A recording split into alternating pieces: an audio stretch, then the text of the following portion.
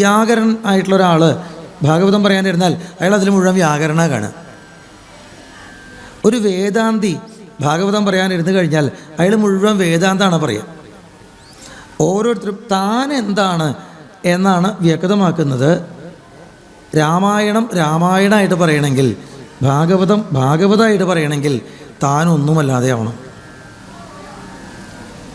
ഞാനെന്ന വ്യക്തിത്വം തികച്ചുമില്ലാതായ ഒരാൾക്കേ രാമായണത്തെ രാമായണമായിട്ടും ഭാഗവതത്തെ ഭാഗവതമായിട്ടും പറയാൻ പറ്റുള്ളൂ. അതുകൊണ്ടാണ് ഇത് പലതരത്തിൽ കാണപ്പെടുന്നത്. കുറച്ചും കൂടിയും നമ്മൾ കണ്ടിട്ടുള്ള ഉദാഹരണം വെച്ച് പറഞ്ഞാൽ, സൂര്യൻ്റെ വെളിച്ചം ഒരു നീല ചില്ലിലൂടെ ഇങ്ങോട്ട് വന്നു കഴിഞ്ഞാൽ അതിൻ്റെ താഴത്ത് കാണുന്നതൊക്കെ നീല. ഒരു ചുമന്ന ഭാഗത്ത് കൂടെ വന്നു കഴിഞ്ഞാൽ ചുവപ്പ്, പച്ചയിൽ കൂടെ വന്നാൽ പച്ച. അതാണ് വെളിച്ചം. നമ്മൾ ഏറ്റവും കൂടുതൽ കാണുന്നത് ഈ വീടിൻ്റെ മുറ്റത്തൊക്കെ ചിലപ്പോൾ ടാർപോളിൻ കിട്ടും. നീല ടാർപോളിനുകൊണ്ട് ചെറിയ പന്തലൊക്കെ കിട്ടും. അതിൻ്റെ ഉള്ളിലൊക്കെ ഒരു നീല വെളിച്ചം. നീല ടാർപോളിൻ്റെ ഉള്ളിൽ കൂടെ കടന്നു വരണ വെളിച്ചം നീല വെളിച്ചം. പച്ച ചില്ലുകൂടെ വന്നാൽ പച്ച വെളിച്ചം, ചുവന്ന ചില്ലുകൂടെ വന്നാൽ ചുവന്ന വെളിച്ചം. സത്യത്തിൽ വെളിച്ചത്തിന് അങ്ങനെ വലുതുണ്ടോ? ഇല്ല. ഏതിലൂടെ കടന്നു വരുന്നു അതനുസരിച്ച്. അതുപോലെ നമ്മുടെ ഉള്ളിൽ കൂടെ കടന്നു വരുമ്പോൾ നമ്മുടെ ഉള്ളിലത്തെ കളങ്കങ്ങളും കൂടി പറ്റിപ്പിടിച്ചിട്ടാണ് ഈ ഭാഗവതോ രാമായണോ ഒക്കെ പുറത്തേക്ക് വരണത്. അതായിട്ട് പുറത്തേക്ക് വരണമെങ്കിൽ ഉള്ള് തികച്ചും ശുദ്ധമായിട്ട് വേണം. ശുദ്ധായിരിക്കും, അതാണ് പ്രതീക്ഷ. ഇപ്പം എന്നെ സംബന്ധിച്ച് ഏകദേശം 20 കൊല്ലമായി ഈ പ്രഭാഷണം പരിപാടി തുടങ്ങിയിട്ട്. അന്ന് പറഞ്ഞിരുന്ന പോലെയൊന്നുമല്ല ഇപ്പം പറയണം. കുറച്ച് എന്തൊക്കെയോ മാറ്റങ്ങളൊക്കെ വന്നിട്ടുണ്ട്. അപ്പോൾ അതുപോലെ കുറെ കഴിയുമ്പോൾ ഇനിയും മാറ്റം വരുമായിരിക്കും. എന്നെങ്കിലും രാമായണത്തെ രാമായണമായിട്ടും ഭാഗവതത്തെ ഭാഗവതമായിട്ടും പറയാൻ കഴിയണേ. നമ്മളായിട്ടതിൽ ഒന്നും കൂട്ടിച്ചേർക്കാനും പാടില്ല, അതിലുള്ളതൊന്നും കുറയ്ക്കാനും പാടില്ല. അതായിട്ട് പറയാൻ എന്നെങ്കിലും സാധിക്കണേ എന്നൊരു പ്രാർത്ഥന, അതുമാത്രമേ നമുക്ക് ചെയ്യാൻ സാധിക്കുള്ളൂ. ഇപ്പോൾ നമ്മൾ രാമായണത്തിൽ ഇന്നത്തെ ഭാഗം ഇതിലേക്കാണ് ഇനി പ്രവേശിക്കേണ്ടത്. ബാക്കിയൊക്കെ ഒരു തുടക്കമായിട്ട് പറഞ്ഞു എന്ന് മാത്രമേ ഉള്ളൂ കേട്ടോ. എന്നോട് മാഷ് അറിയിച്ചിരിക്കുന്നത് രാവണൻ്റെ പടപുറപ്പാട് കഴിഞ്ഞിട്ട് ഉള്ള ഭാഗങ്ങൾ പറയുക. പ്രധാനമായിട്ട് ഇന്ന് രാവിലെ നമ്മൾ വായിച്ചു തുടങ്ങിയ, ഞാനതാണ് പാരായണം കേൾക്കാൻ നേരത്തെ വന്ന്, അതൊക്കെ തന്നെയാണോ വായിക്കണം എന്നറിയാനാ. അപ്പോൾ ഇന്ന് രാവിലെ നമ്മൾ വായിച്ചു തുടങ്ങിയ ആ ഒരു ഭാഗം ഉണ്ടല്ലോ, കുംഭകർണൻ രാവണനോട് പറയുന്നതായിട്ടുള്ള ആ ഒരു ഭാഗം, അതൊക്കെ ആണ് ഇന്ന് മുഖ്യമായിട്ടും പറയാനായിട്ട് ആവശ്യപ്പെട്ടിരിക്കുന്നത്.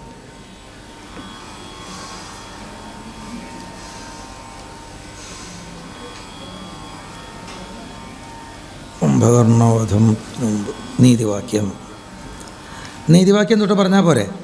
അതിനു മുമ്പുള്ളത് ഇന്നലെ പറഞ്ഞതല്ലേ അല്ലേ? നീതിവാക്യത്തിന് മുമ്പ് രാവണനെ അടിച്ച് വഷളാക്കി വിട്ടതൊക്കെ ഇന്നലെ പറഞ്ഞതല്ലേ? പറഞ്ഞിട്ടോ? പാവൻ രാവണൻ. ശരിക്കും പാവം തോന്നും ആ ഭാഗം വായിക്കുമ്പോൾ. 10 തലയും 20 കയ്യും ഇപ്പം തീർത്തിട്ട് വരാം എന്നും പറഞ്ഞങ്ങോട്ട് ചെന്നതാണ്.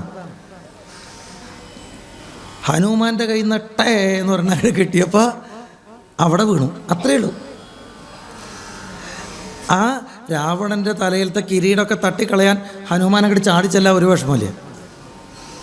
നീലൻ എന്ന് പറയുന്ന വാനരൻ രാവണൻ്റെ തേർത്തട്ടിലേക്ക് കയറി, തലയിലേക്ക് കയറി, വില്ലിൻ്റെ മുകളിലേക്ക് കയറി, കൊടിക്കൂറയുടെ മുകളിലേക്ക് കയറി, അവിടെയൊക്കെ ചവിട്ടി എന്താ പറയുക, കാളികമർദ്ദനം പോലെ നൃത്തം വയ്ക്കാൻ നീലന് ഒരു വിഷമമില്ല.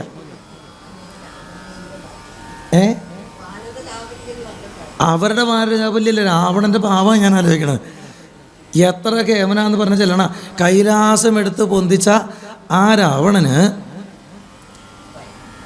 വീണ് കിടക്കണത്, അസ്തപ്രജ്ഞനായിട്ട് വീണ് കിടക്കണ ആ ലക്ഷ്മണനെ ഒന്നെടുത്ത് പൊന്തിക്കാൻ പറ്റില്ല. ലക്ഷ്മണനെ വീഴ്ത്തിയിട്ട് എടുത്തങ്ങോട്ട് കൊണ്ടുപോകാം അകത്തേക്ക്. ഇപ്പോൾ ഒക്കെ അങ്ങനെ ഒരു ഏർപ്പാടുണ്ട്, പണ്ടും ഉണ്ടായിരുന്നു കേട്ടോ. ബന്ദിയാക്കിയിട്ട് വിലപേശ അല്ലേ, ഒരാളെ ബന്ദിയാക്കി വെച്ചിട്ട് വിലപേശ. സീതാദേവിയെ ബന്ദിയാക്കി വെച്ചിട്ടുണ്ട്. അത് പോരാങ്ങിട്ട് ലക്ഷ്മണനെയും കൂടിയും എടുത്ത് തേർത്തട്ടിലിട്ട് കൊണ്ടുപോകാമെന്നാണ് വിചാരിച്ച്. അനക്കാൻ പറ്റിയില്ല രാവണനെ കൊണ്ട്. അവിടെ പറയുന്നുണ്ട്, കൈലാസം എടുത്ത അമ്മാനെ ആടിയ ആളാണ്, ലക്ഷ്മണനെ തൊടാൻ പറ്റിയില്ല. എന്നിട്ട് ലക്ഷ്മണനെ എടുക്കാൻ വരുന്നതായിട്ടുള്ള ആ രാവണനെ ഹനുമാൻ വീണ്ടും തല്ലി തേർത്തട്ടിലിട്ടു. ലക്ഷ്മണനെ പുഷ്പം പോലെ കോരിയെടുത്ത് രാമൻ്റെ അടുത്തേക്ക് കൊണ്ടുപോയി ഹനുമാൻ സ്വാമി. അവിടെ കാണിക്കുകയാണ് ആർക്കാണ് ബലം എന്ന്. രാവണനാണോ അതോ രാമഭക്തരായിട്ടുള്ളവർക്കാണോ ആർക്കാ ബലം കൂടുക എന്ന് കാണിക്കുകയാണ്. ഭാഗവതത്തിൽ ഈ ബലത്തിനെ കുറിച്ച് പറയുന്നുണ്ട്. നരസിംഹാവതാരത്തിന് മുമ്പേ പ്രഹ്ലാദനോട് അച്ഛൻ ഹിരണ്യകശിപു ചോദിക്കുന്നുണ്ട്. അന്നത്തെ ഹിരണ്യകശിപു കേട്ടോ അന്നത്തെ രാവണൻ. അവിടെ പ്രഹ്ലാദനോട് ചോദിക്കുന്നുണ്ട്, ആരാ നിനക്ക് ബലം ചോദിക്കുന്നുണ്ട്. അപ്പോൾ പ്രഹ്ലാദനൊരു സംശയം കൂടാതെ പറയും, സവൈ ബലം ബലിനാം ച അപരേഷാം. എല്ലാവർക്കും ബലം ഒരാൾ തന്നെയാണ്. ഈ ലോകത്തിൽ ഏതൊരു വസ്തുവും അതായിരിക്കാൻ അതിന് ബലം കൊടുക്കുന്നത് ഒരേ വസ്തുവാണ്. അഗ്നിക്ക് അഗ്നിയുടെ ചൂടായിട്ടിരിക്കണത്, വെള്ളത്തിന് വെള്ളത്തിൻ്റെ തണുപ്പായിട്ടിരിക്കണത്, ഓരോന്നിനും അതാതിൻ്റെ ഗുണങ്ങൾ പ്രകടിപ്പിക്കാൻ പാകത്തിന് ബലം കൊടുക്കുന്നത് ഒരേ വസ്തുവാണ്. രാമഭക്തന്മാരായിട്ടുള്ളവർ, ഹനുമാൻ സ്വാമിയെ പോലെയുള്ളവർ അതറിയണുണ്ട്. രാവണൻ തനിക്ക് ബലമായിരിക്കുന്നത് രാമനാണ് എന്ന സത്യം അറിയണില്ല. രാമായണത്തിൻ്റെ ഭാഷയിൽ പറയുമ്പോൾ രാമൻ, ബ്രഹ്മെന്നോ പരമാത്മാവ് എന്നോ ഒന്നും ഇവിടെ പറയേണ്ട കാര്യമില്ല. രാമായണത്തിലാകുമ്പോൾ രാമൻ, രാമനാണ് തനിക്ക് ബലം എന്ന സത്യം രാവണൻ അറിയണില്ല. എന്നാൽ വാനരക്കൂട്ടങ്ങളൊക്കെ അതറിയുന്നുണ്ട്. അതറിയുന്നവർക്ക് ആത്മവിശ്വാസം, ആത്മബലം വർദ്ധിക്കും. അവർക്ക് അസാധ്യമായിട്ടൊന്നുമില്ല. തൻ്റെ ബലം എന്താണെന്ന് അറിയാത്തവന് എന്നും കോൺഫിഡൻസ് കുറവായിരിക്കും, അവനൊന്നും ചെയ്യാൻ പറ്റില്ല. ഇപ്പോൾ ഇവിടെ കാടാമ്പുഴ അമ്മയെ നിത്യം വന്ന് തൊഴുന്ന ഭക്തരാണ്. നിത്യം വരാറുണ്ടോ എന്ന് ശരിയാ, ഈ കാലത്തൊക്കെ വരാറുണ്ട്. എന്തായാലും പറ്റുമ്പോഴൊക്കെ വന്ന് തൊഴുന്നതായിട്ടുള്ള ഭക്തരാണ്. നമ്മളറിയാണ് നമുക്കെല്ലാം തന്ന് ഇതുവരെ എത്തിച്ചത് അമ്മയാണ്, അമ്മയാണ് നമ്മുടെ ബലം എന്ന് നമുക്ക് അറിവായിട്ടുണ്ടെങ്കിൽ പിന്നെ നമുക്ക് എവിടെ വേണമെങ്കിൽ പോവാം, ഏത് പ്രവൃത്തി വേണമെങ്കിൽ ചെയ്യാം, ചെയ്യാതിരിക്കണമെങ്കിൽ ചെയ്യാതിരിക്കുകയും ചെയ്യാം. നമുക്കൊരു ശങ്ക ഉണ്ടാവില്ല. പ്രവർത്തിക്കണോ? പ്രവർത്തിക്കാം. വേണ്ടേ? വേണ്ട. നമുക്ക് രണ്ടിലും ശങ്ക ഉണ്ടാവില്ല. അമ്മയാണ് ബലം എന്നറിയാത്ത ഒരാൾ എനിക്ക് ഞാനാ ബലം എന്ന് ചിന്തിച്ചിരിക്കുകയാണെങ്കിൽ പലപ്പോഴും നമുക്ക് ശങ്ക ഉണ്ടാവും. ഒരു കാര്യം തുടങ്ങണമെങ്കിൽ ഞാനത് ചെയ്താൽ ശരിയാവുമോ? മുമ്പ് ചെയ്തിട്ടില്ല, ഇപ്പം ചെയ്യുമ്പോൾ ശരിയാവുമോ? ഞാനാണ് ബലമെങ്കിൽ ആത്മവിശ്വാസം ഉണ്ടാവില്ല. ഇനി ഒരു കാര്യം നമ്മൾ ചെയ്യേണ്ട, അങ്ങനെയുണ്ടല്ലോ, ലോകത്തെ എല്ലാ കാര്യങ്ങളും നമ്മൾ ചെയ്യേണ്ടതൊന്നുമല്ല, നമ്മൾ ചെയ്യേണ്ടാത്ത കാര്യങ്ങളുണ്ട്. അവിടെ എത്തുമ്പോൾ അനങ്ങാതിരിക്കലാണ് വേണ്ടത്. പക്ഷേ അപ്പം നമ്മുടെ ഉള്ളിൽ തോന്നും, ഞാനതിൽ ഇടപെടല്ലേ വേണ്ടത്, ഞാനത് ചെയ്യല്ലേ വേണ്ടത്, എന്നെക്കൊണ്ട് പറ്റുന്നത് ഞാൻ. വേണ്ടാത്തോർത്ത് അനങ്ങാതിരിക്കുക വേണ്ട, ഇടപെടാതിരിക്കുക വേണ്ട.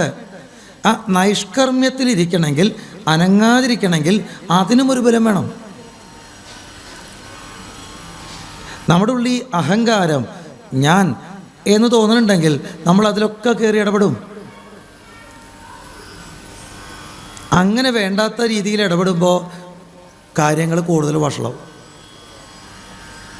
രണ്ടാൾ കൂടി തല്ലുണ്ടാക്കുന്നുണ്ട്, അവരങ്ങോട്ട് തല്ലി തീർത്തോട്ടെ എന്ന് വിചാരിച്ച് മിണ്ടാണ്ട് നിന്നാൽ കുഴപ്പമില്ല. നമ്മൾ ചെന്ന് ഇടപെടുമ്പോൾ നമ്മളും കൂടി കക്ഷിയായി. ചിലപ്പോൾ അവർ രണ്ടാളും കൂടി നമ്മുടെ ശത്രുവോ. ഒരു ദിവസം കൊണ്ട് തീരില്ല, കേസ് ചിലപ്പോൾ കൊല്ലങ്ങൾ നീണ്ടുപോകും. വേണ്ടാത്തോർത്ത് ഇടപെടാതിരുന്നാൽ മതി. പക്ഷെ എളുപ്പമല്ല. ഞാൻ ആണ് ബലം എന്ന് കരുതുന്നവന് ചെയ്യാനും ശങ്കയാവും, ചെയ്യാതിരിക്കാനും ശങ്കയാവും. നേരെ മറിച്ച് അമ്മയാണോ ബലം എന്ന് ഉറച്ചിട്ടുള്ള ഒരാൾക്ക് അമ്മ ചെയ്യിക്കണതാണോ പറ്റുന്നത്ര നന്നായിട്ട് ചെയ്യാം.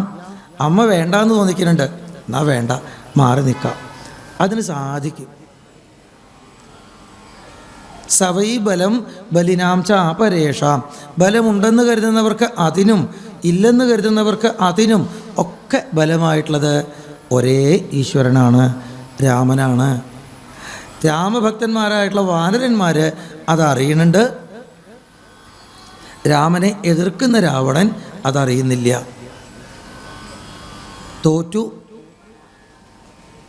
തോറ്റത് മാത്രമല്ല, രാമൻ്റെ വക ഒരു നല്ല വാക്ക് രാവണനോട് പറയുന്നുണ്ട്. അതെ, നേരം സന്ധ്യാവാറായി, അങ്ങയുടെ ആണെങ്കിൽ രഥം ഒക്കെ ഒടിഞ്ഞു, വില്ലൊക്കെ കയ്യിൽ നിന്ന് പോയി, മേല് മുഴുവൻ മുറിവ് പറ്റി, വയ്യാണ്ടായിട്ടുണ്ട് രാവണ. അതുകൊണ്ട് പോയി കുളിച്ച് കഞ്ഞിയൊക്കെ കുടിച്ച് കിടന്നുറങ്ങാം. രാവിലെ പുതിയൊരു വണ്ടിയിൽ വരൂ കേട്ടോ, നമുക്ക് അപ്പം യുദ്ധം ചെയ്യാം എന്ന് പറയുമ്പോൾ രാമൻ ജഗദീശ്വരനാണ്, കരുണാമൂർത്തിയാണ്, നല്ല രീതിയിലാണ് പറയണത്. പക്ഷെ കേൾക്കണ രാവണന് തന്നെ കളിയാക്കിയതായിട്ടാണ് തോന്നുന്നത്. അത് ഈ അഭിമാനത്തിൻ്റെ പ്രശ്നമാണ്. രാമൻ നല്ലതാ പറയണത്, സ്നേഹം കൊണ്ടാണ് പറയണത്. നിന്നെ കൊണ്ട് ഇന്നിന് യുദ്ധം ചെയ്യാൻ പറ്റില്ല. പക്ഷെ അത് മനസ്സിലാക്കാൻ പറ്റണ്ടേ? ലോകത്തിൽ 2 തരത്തിലുള്ള യുദ്ധനീതി പറയപ്പെട്ടിട്ടുണ്ട്. ബാർഹസ്പത്യം, ഔശനസം എന്ന് പറഞ്ഞ 2 തരത്തിലുള്ള യുദ്ധനീതികളുണ്ട്. ബാർഹസ്പത്യം എന്ന് പറഞ്ഞാൽ ബൃഹസ്പതിയുടെ ശിഷ്യന്മാരുടെ വഴി, ദേവന്മാരുടെ വഴി. ഔശനസ് എന്ന് പറഞ്ഞാൽ ഉശനസിൻ്റെ ശുക്രാചാര്യരുടെ ശിഷ്യന്മാർ കൊണ്ടുനടക്കുന്ന വഴി. ഒന്ന് ദേവന്മാരുടെ, മറ്റേത് അസുരന്മാരുടെ. ഇതിലെന്താണ് വ്യത്യാസം എന്ന് വെച്ചാൽ, ബാർഹസ്പത്യത്തിൽ ശത്രുവിന് ഏറ്റവും ശക്തിയുള്ളപ്പോൾ നമ്മളുടെ ശക്തി അതിനേക്കാളും വർദ്ധിപ്പിച്ച് ശത്രുവിനെ അവിടുന്ന് തിരിഞ്ഞു പോകുമ്പോൾ, തൻ്റെ കൊട്ടാരത്തിലേക്ക് തിരിച്ചു പോകുമ്പോൾ രാവണൻ ഇടയ്ക്കിടയ്ക്ക് ഇങ്ങനെ തിരിഞ്ഞു നോക്കുന്നുണ്ട് അല്ലേ? അവിടുത്തെ വരികളിലത് പറഞ്ഞിട്ടുണ്ട്. തിരിഞ്ഞു നോക്കിയിട്ടാണ് രാവണൻ പോണത്. ഭക്തനായതുകൊണ്ട് രാമനെ കാണാൻ വേണ്ടിയിട്ട് ഇങ്ങനെ തിരിഞ്ഞു നോക്കി പോയതാണോ? ഭക്തന്മാർ അമ്പലത്തിൽ നിന്ന് പുറത്തേക്ക് കിടക്കുമ്പോൾ ഇങ്ങനെ പതിവുണ്ട്. അമ്പലത്തിൽ ചെന്ന് പ്രദക്ഷിണം വെച്ച് പലവട്ടം തൊഴുതതാണ്. എന്നാലും കണ്ടു മതിയാവാത്തതുകൊണ്ട് പോരാൻ കാലത്ത് ആ കൊടിമരത്തിൻ്റെ അവിടെ നിന്നിട്ട് ഒന്നും കൂടി നോക്കും.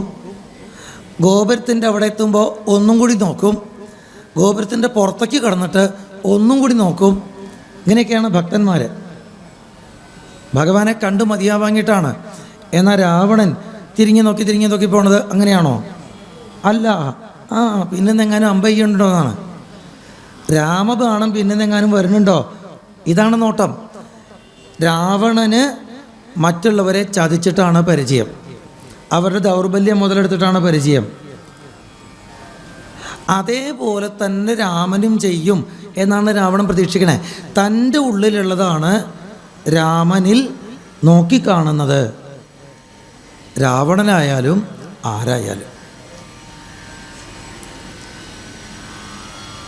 നമ്മളെപ്പോഴും മനസ്സിലാക്കാം, നമ്മുടെ ഉള്ളിലുള്ളതാണ് നമ്മൾ ഈശ്വരനിൽ നോക്കിക്കാണുന്നത്. നമുക്ക് ഒരു കുഞ്ഞിനെയാണ് ആവശ്യം എങ്കിൽ നമ്മൾ ഭഗവാനെ കുഞ്ഞായിട്ട് കാണും. നമ്മൾക്ക് ഒരു രക്ഷകനെയാണ് ആവശ്യമെങ്കിൽ നമ്മൾ ഭഗവാനെ രക്ഷകനായിട്ട് കാണും. നമ്മൾക്കൊരു കാമുകനെയാണ് ആവശ്യമെങ്കിൽ നമ്മൾ ഭഗവാനെ കാമുകനായിട്ട് കാണും. നമ്മളുടെ ഉള്ളിലെ ആവശ്യം അനുസരിച്ചിട്ടാണ് നമ്മൾ ഭഗവാനെ കാണുന്നത്. ഭഗവാൻ ഇതെന്തെങ്കിലും ആണോ? ഇതൊന്നുമല്ല, പക്ഷെ ഇതെല്ലാമാണ് അല്ലേ? ഇതൊന്നുമല്ല. പക്ഷെ ഇതെല്ലാം ആവാൻ ഭഗവാന്റെ ഒരു വിഷമമില്ല. രാവണൻ്റെ ഉള്ളിലെ വെച്ചിട്ടാണ് രാമനെ നോക്കിക്കാണുന്നത്. രാമൻ താൻ പിന്തിരിഞ്ഞു പോകുമ്പോൾ പിന്നിന്ന് അമ്പെയ്തേക്കാം എന്ന് ശങ്കിച്ച് തിരിഞ്ഞു നോക്കി രാവണൻ അങ്ങനെ പോണു. കുഴപ്പമൊന്നും ഉണ്ടായില്ല. കൊട്ടാരത്തിലെത്തി. അവിടെ എത്തിയിട്ട് തോറ്റൂലോ, ഇനി എന്താ വേണ്ടത് എന്ന് ചിന്തിച്ചിരിക്കാം. അപ്പോഴാണ് കുംഭകർണനെ ഉണർത്തിയാലോ എന്നൊരു ചിന്ത. കുംഭകർണൻ 6 മാസം ഉറങ്ങും, 6 മാസം ഉണർന്നിരിക്കും. തിരക്കടൊന്നുമില്ല. 6 മാസം ഉറങ്ങും, 6 മാസം ഉണർന്നിരിക്കും. അയാളിപ്പോൾ ഉറങ്ങാൻ പോയിട്ട് 9 ദിവസമേ ഉള്ളൂ. 9 ദിവസം ആകുമ്പോഴേക്കൊക്കെ വിളിച്ചെണീപ്പിക്കുക എന്ന് പറഞ്ഞാൽ കഷ്ടമല്ലേ? ഇപ്പം നമ്മുടെ കണക്കിലാണെങ്കിൽ നമുക്ക് പകുതി പകല് പകുതി രാത്രി ഇങ്ങനെയാണല്ലോ ഓരോ ദിവസം കിടന്ന് പോണേ. നമ്മൾ എന്നാലും രാത്രി ആയ ഉടനെയും കൂടെ ഉറങ്ങുമൊന്നും പതിവില്ല. രാത്രി ഒരു 9 മണി കഴിഞ്ഞിട്ട് 10 മണി കഴിഞ്ഞിട്ട് ഒക്കെ കിടന്നുറങ്ങും. രാവിലെ ഒരു 5 മണി വരെ ഉറങ്ങാം. ഇതാണ് ഒരു ചിട്ട. ഒരു 6 മണിക്കൂറെങ്കിലും ഉറങ്ങണ്ടേ മനുഷ്യന്? പറ്റുമെങ്കിൽ 7 മണിക്കൂർ. നമ്മൾ ഉറങ്ങാനായിട്ട് 10 മണിക്ക് കിടന്നു, ഒന്നങ്ങോട്ട് മയങ്ങിയപ്പോഴേക്കും 11 മണിക്ക് വിളിച്ചെണീപ്പിച്ചു. എന്തൊരു കഷ്ടാവും അല്ലേ? ഉറക്കം മതിയാവാതെ എഴുന്നേറ്റാൽ എന്തൊരു കഷ്ടമാണ് ഉണ്ടാവുക എന്നാലോചിച്ച് നോക്കൂ. പക്ഷെ അത്യാവശ്യമാണെങ്കിൽ നീക്കൂട്ടോ, ഇല്ലയെന്ന് പറയണില്ല. പക്ഷെ ഉറക്കം മതിയാവാതിൻ്റെ ആ ഒരു ഉറക്കച്ചടവ് അവിടെ ഉണ്ടാവും എന്നുള്ള കാര്യം ഉറപ്പാണ്. അതുകൊണ്ട് തന്നെയാണ് രാവണൻ സംശയിക്കണേ. 6 മാസം ഉറങ്ങണ കുംഭകർണനെ 9 ദിവസം ആകുമ്പോഴേക്കും വിളിച്ചെണീപ്പിക്കാൻ പോവുകയാണ്. ഇത് ശരിയാവുമോ? പക്ഷെ വേറെ വഴിയില്ല, എണീപ്പിക്കാം. ഏറ്റവും വലിയ മഹാഭാവങ്ങളിലൊന്നാട്ടോ. ഉറങ്ങണ ആളെ അയാൾക്ക് തൃപ്തിയായിട്ട് ഉണരട്ടെ എന്ന് കാത്തു നിൽക്കാതെ ഇടയ്ക്ക് വെച്ച് വിളിച്ചെണീപ്പിക്കുക എന്ന് പറഞ്ഞാൽ ബ്രഹ്മഹത്യയ്ക്ക് തുല്യമാണ്. ബ്രഹ്മഹത്യ ഒരു പാപം കേട്ടില്ലേ? അത് പല തരത്തിലുണ്ടെന്നാണ് പറയുക. അത് ചിലതേ ഞാൻ മനസ്സിലാക്കിയിട്ടുള്ളൂ, എല്ലാം ഒന്നും എനിക്കറിയില്ല. ചിലതൊക്കെ കേട്ടിട്ടുണ്ട്. ഒരു ബ്രാഹ്മണനെ വധിച്ചാൽ ബ്രഹ്മഹത്യയാണ്, അതാണ് സാധാരണയ്ക്ക് പറയാം. പക്ഷെ അത് മാത്രമല്ല, ഭക്ഷണം കഴിച്ചുകൊണ്ടിരിക്കുമ്പോൾ കൊല്ല,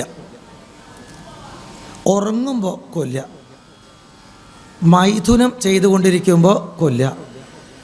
ഇതൊക്കെ ബ്രഹ്മഹത്യയാണ്. ഈ രാമായണം ആരംഭിക്കുന്നത് തന്നെ അത്തരമൊരു മഹാഭാവത്തിൽ നിന്നാണ്. യൽ ക്രൗഞ്ചമിഥുനാദേകം അവധിയിൽ കാമമോഹിതം. 2 ഇണക്കിളികൾ ഒരുമിച്ചിങ്ങനെ ഇരിക്കുമ്പോൾ അതിലൊന്നിനെ അങ്ങോട്ട് കൊല്ല. ഇവിടുന്നാണ് രാമായണം തുടങ്ങണത് തന്നെ. ഭാഗവതം തുടങ്ങണത് തന്നെ ധ്യാനനിമഗ്നനായിരിക്കുന്ന ഒരു മഹർഷിയുടെ കഴുത്തിൽ പാമ്പിനെ കൊണ്ടിടുക എന്നുള്ളിടത്താണല്ലോ.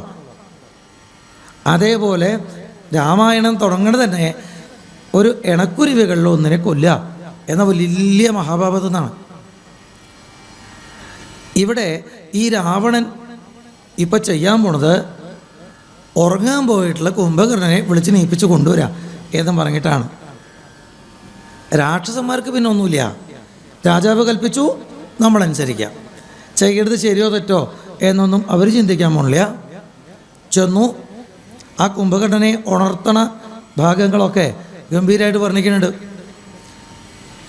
അയാളുടെ ചെവിയിൽ വലിയ കാഹളമൊക്കെ ഇങ്ങനെ പെപ്പേന്ന് ശബ്ദം ഉണ്ടാക്കുക. മല പോലെയാണ് ശരീരേ. അപ്പോൾ അയാളുടെ ചെവിയിൽ കുറുക്കുളിക്കണം എന്നുണ്ടെങ്കിൽ കോണി വെച്ച് കയറിയിട്ടൊക്കെ വേണം.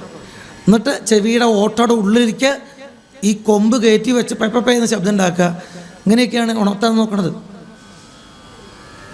അയാളുടെ മേത്തു കൂടെ ആന, തേര് ഒക്കെ ഓടിക്കുക. അയാളുടെ മൂക്കിൻ്റെ ഉള്ളിലത്തെ രോമം ആനയെ കൊണ്ട് വലിപ്പിക്കുക. കുംഭകർണൻ്റെ മൂക്കിൻ്റെ ഉള്ളിലത്തെ രോമം ആനയെ കൊണ്ട് വലിപ്പിക്കുക. ആനയുടെ തുമ്പി കൈ മുറിഞ്ഞു പോയി. ഇത്രേ ഇതിൽ പറഞ്ഞിട്ടുള്ളതാ, ഞാൻ പറയണതല്ല. അത്രയ്ക്കൊക്കെ ഭീകരനാണ് ആ കുംഭകർണൻ.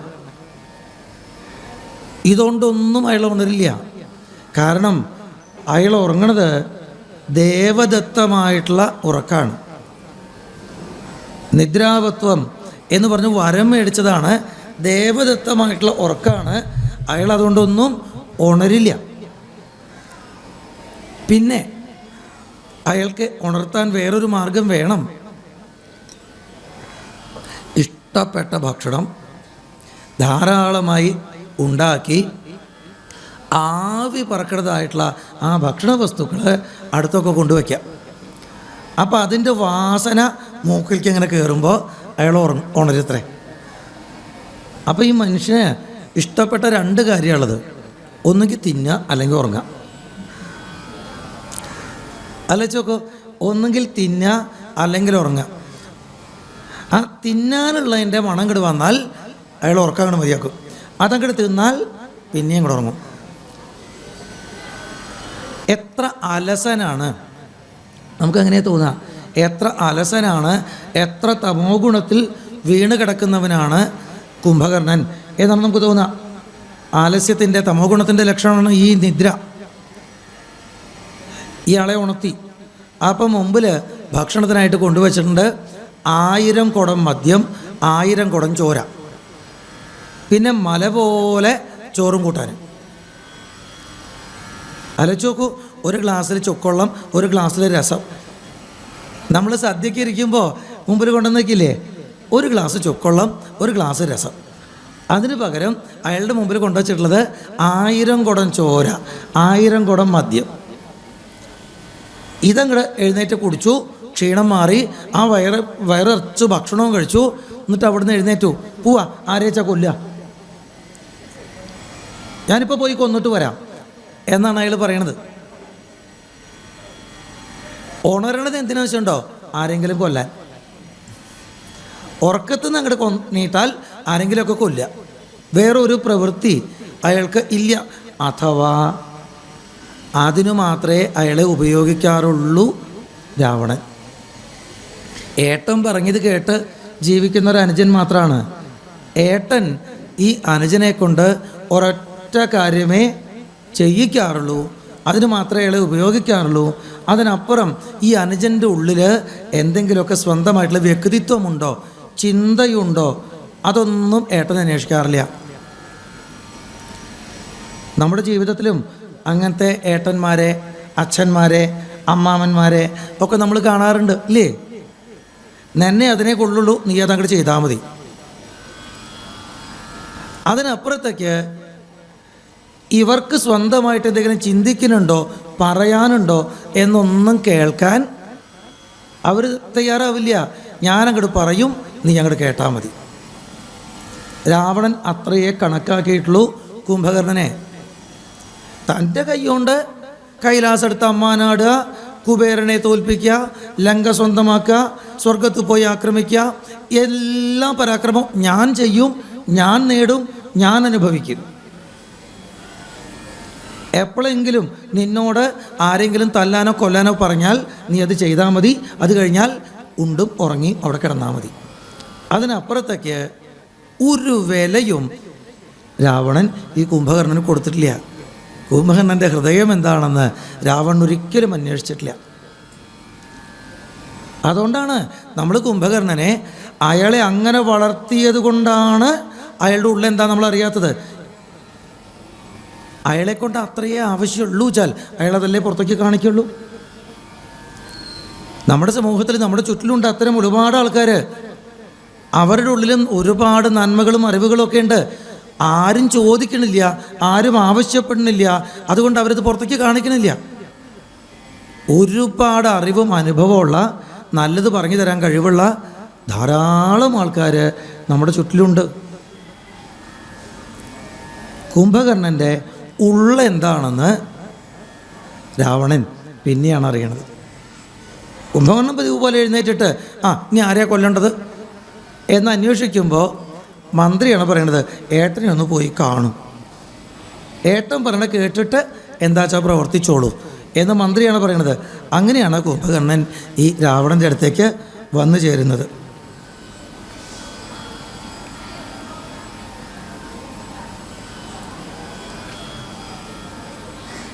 എന്താ അദ്ദേഹം പറയണേ?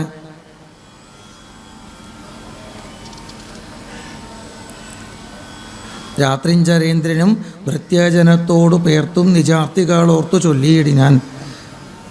നമ്മുടെ വീര്യബലങ്ങളും കീർത്തിയും നന്മയും അർത്ഥ പുരുഷകാരാദിയും നഷ്ടമായി വന്നിത്. പോയി അദ്ദേഹത്തെ എണീപ്പിക്കൂ എന്നൊക്കെ പറയുന്നതിന് ശേഷമാണ്.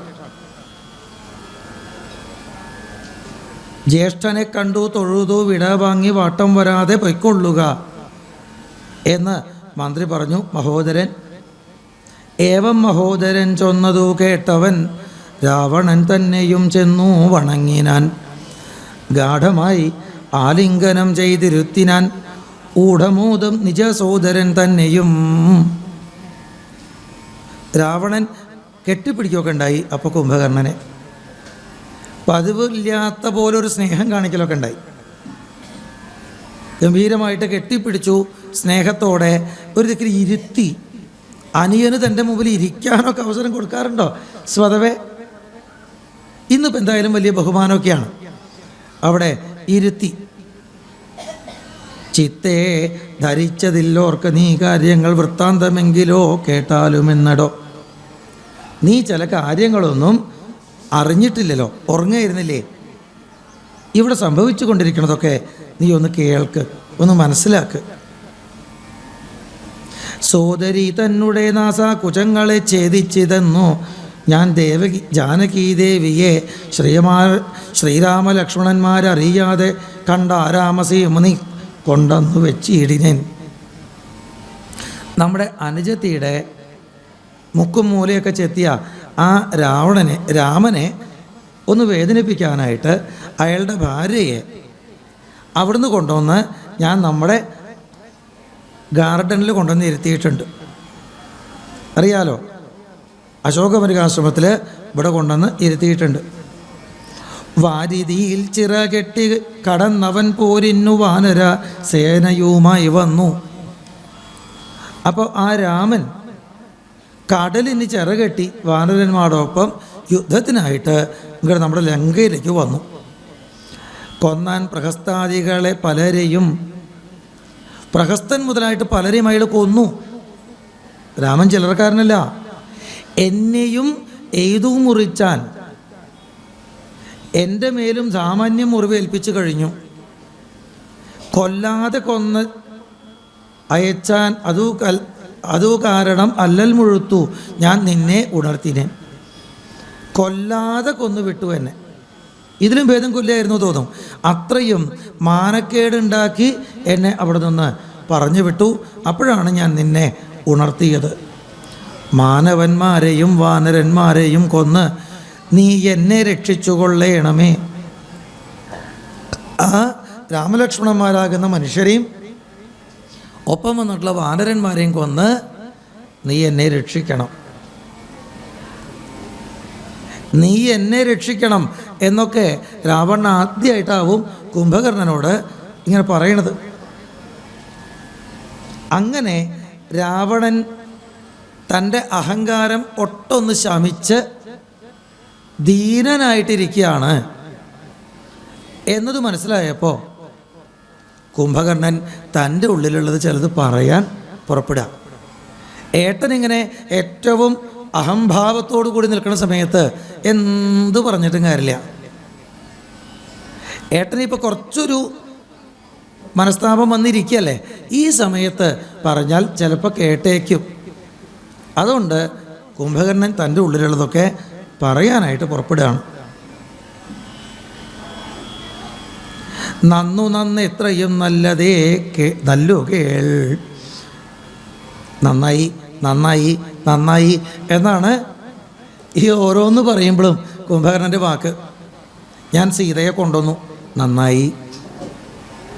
ഞാൻ എന്നിട്ട് ഇവിടെ കൊണ്ടുവന്ന് വെച്ചു, നന്നായി. രാമൻ ചിറ കെട്ടിയിട്ട് ഇങ്ങോട്ട് വന്നു, നന്നായി. പ്രഹസ്തനെ കൊന്നു, നന്നായി.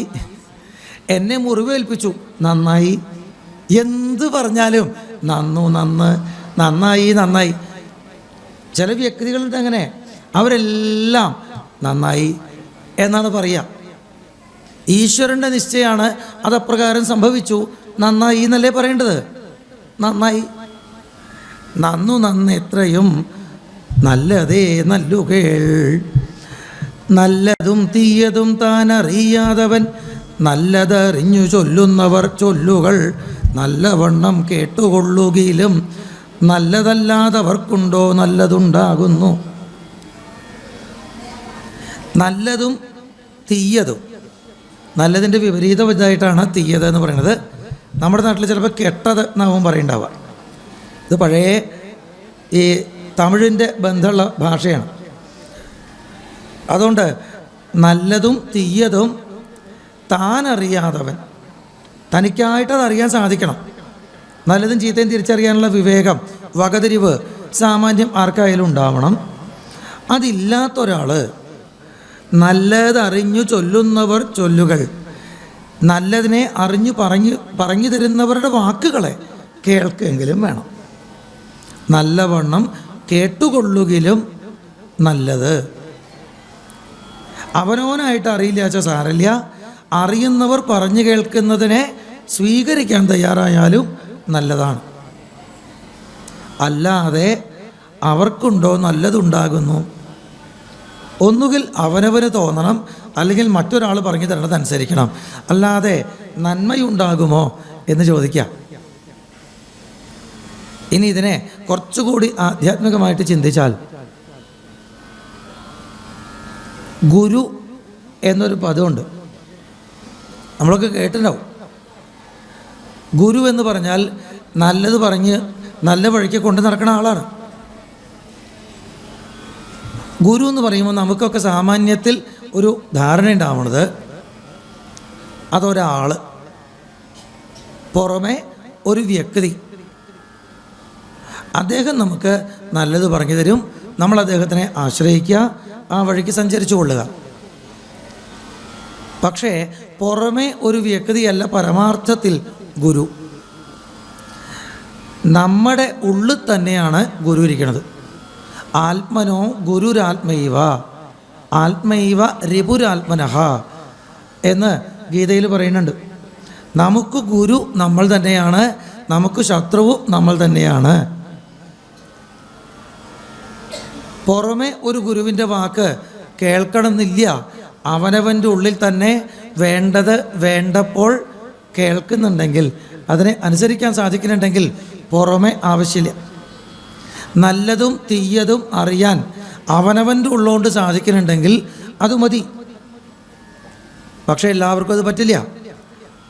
അപ്പോൾ നമ്മുടെ ഉള്ളിൻ്റെ ഉള്ളിലുള്ള ആ ആത്മചൈതന്യം തന്നെയാണ് നമ്മൾ ഉള്ളിലേക്ക് ശ്രദ്ധിക്കാത്തത് കൊണ്ട് പുറമെ ഒരു രൂപം പോലെ വന്നു നിൽക്കുന്നത്, ഗുരു ആവുന്നത് പറഞ്ഞു തരാൻ.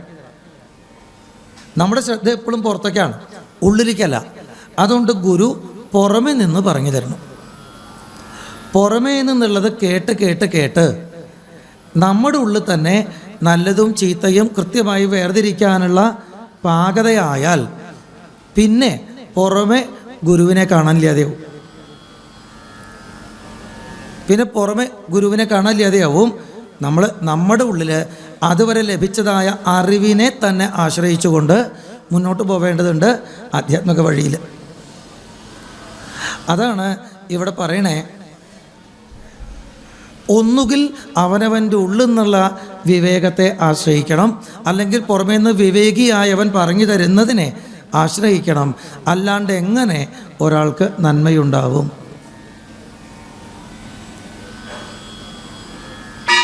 നന്മയുണ്ടാവുക എന്ന് പറഞ്ഞാൽ നമ്മളൊക്കെ സാധാരണയ്ക്ക് ചിന്തിക്കണേ, പണം ഉണ്ടാവുക, വലിയ വീടുണ്ടാവുക, കാറുണ്ടാവുക, ബന്ധുക്കളുണ്ടാവുക, ആരോഗ്യം ഉണ്ടാവുക, പ്രശസ്തി ഉണ്ടാവുക, ഇങ്ങനെ കുറേ കാര്യങ്ങളാണ് ഐശ്വര്യമായിട്ട് നന്മയായിട്ട് നമ്മളൊക്കെ പറഞ്ഞുകൊണ്ടിരിക്കണം. പക്ഷേ ഇതുകൊണ്ടൊന്നും നന്മ പൂർണ്ണമാവണില്ല. എന്താണെന്ന് വെച്ചാൽ ഇതേ വസ്തുക്കളെക്കുറിച്ച് എപ്പോഴെങ്കിലും നമുക്ക് തോന്നും, ഉറപ്പാണ് ഇവയെ കൊണ്ടൊന്നും ഒരു കാര്യമില്ല. നമുക്ക് തന്നെ തോന്നും ഇവയെ കൊണ്ടൊന്നും ഒരു കാര്യമില്ലാത്ത ചില സന്ദർഭങ്ങൾ ജീവിതത്തിൽ തന്നെ വന്നു ചേരും. അവിടെ പണം ഉണ്ടായിട്ടും കാര്യമില്ല, പ്രശസ്തി ഉണ്ടായിട്ടും കാര്യമില്ല, എന്തുണ്ടായിട്ടും കാര്യമില്ല. ഒരാൾക്ക് കോടിക്കണക്കിന് ഉറുപ്പിയുടെ സമ്പാദ്യം ഉണ്ടെന്ന് വെച്ചോളൂ, പക്ഷേ കല്യാണം കഴിച്ചിട്ട് ഒരു സന്താനം ഉണ്ടാവണില്ല. അയാൾക്ക് ഏറ്റവും വലിയ ചികിത്സ ചെയ്യാം, ഏറ്റവും വലിയ മന്ത്രവാദിയെ കൊണ്ട് പൂജയും ചെയ്യിക്കാം, പറ്റുന്നതൊക്കെ അയാൾക്ക് ചെയ്യാം, പക്ഷെ സന്താനം അതുണ്ടാവുക തന്നെ വേണ്ടേ? ചികിത്സ ചെയ്യാനേ നമുക്ക് സാധിക്കുള്ളൂ. സന്താനം ഉണ്ടാവണം വെച്ചാൽ അത് ഈ പണം കൊണ്ടാവില്ല. അവിടെ നമുക്ക് ഇതൊക്കെ വിഫലമാണ്. ഈ പണമോ വീടോ കാറോ ബന്ധുക്കളോ പേരോ പ്രശസ്തിയോ ഇതൊന്നും, ഒരു ഉദാഹരണം പറഞ്ഞു എന്ന് മാത്രം, ഇത്തരം പല ഘട്ടങ്ങളുണ്ട്. ഇതൊന്നും നമുക്ക് പ്രയോജനപ്പെടാത്ത പല ഇടങ്ങളും വരും. അവിടെ നല്ലത് എന്ന് പറയുന്നത് എന്താണ്?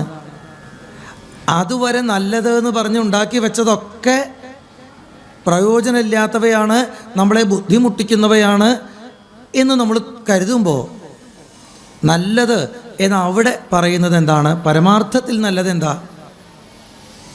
ഏറ്റവും നല്ലത് അവനവൻ്റെ ഉള്ളിലെ സന്തോഷമാണ്, അവനവൻ്റെ ഉള്ളിലെ സംതൃപ്തി, കൃതാർത്ഥത, അവനവൻ്റെ ഉള്ളിലെ പൂർണ്ണത.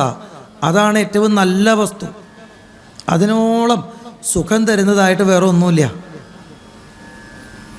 പുറമെ കാണുന്ന ഒരു വസ്തുവിനും ഈ ഉള്ളിലെ നല്ലതിനെ, ഉള്ളിലെ ആനന്ദത്തിനെ തരാൻ സാധിക്കില്ല.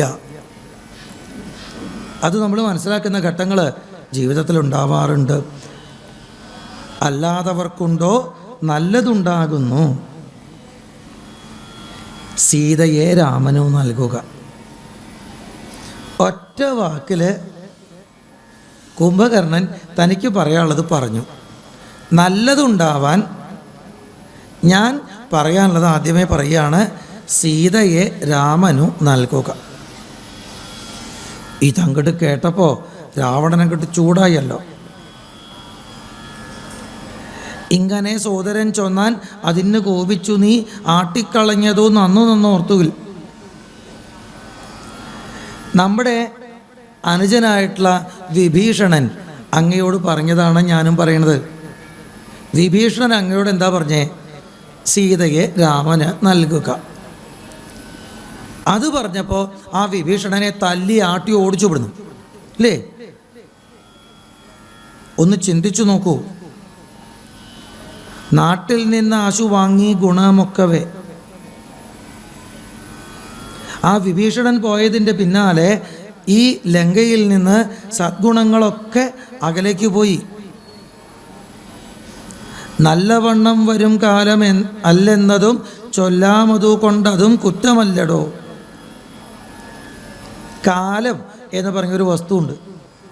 അത് ചിലപ്പോൾ നമുക്ക് അനുകൂലമായിരിക്കും, ചിലപ്പോൾ നമുക്ക് പ്രതികൂലമായിരിക്കും. യന്ത്രമൊഴിഞ്ഞാൽ പോലെയാണ്.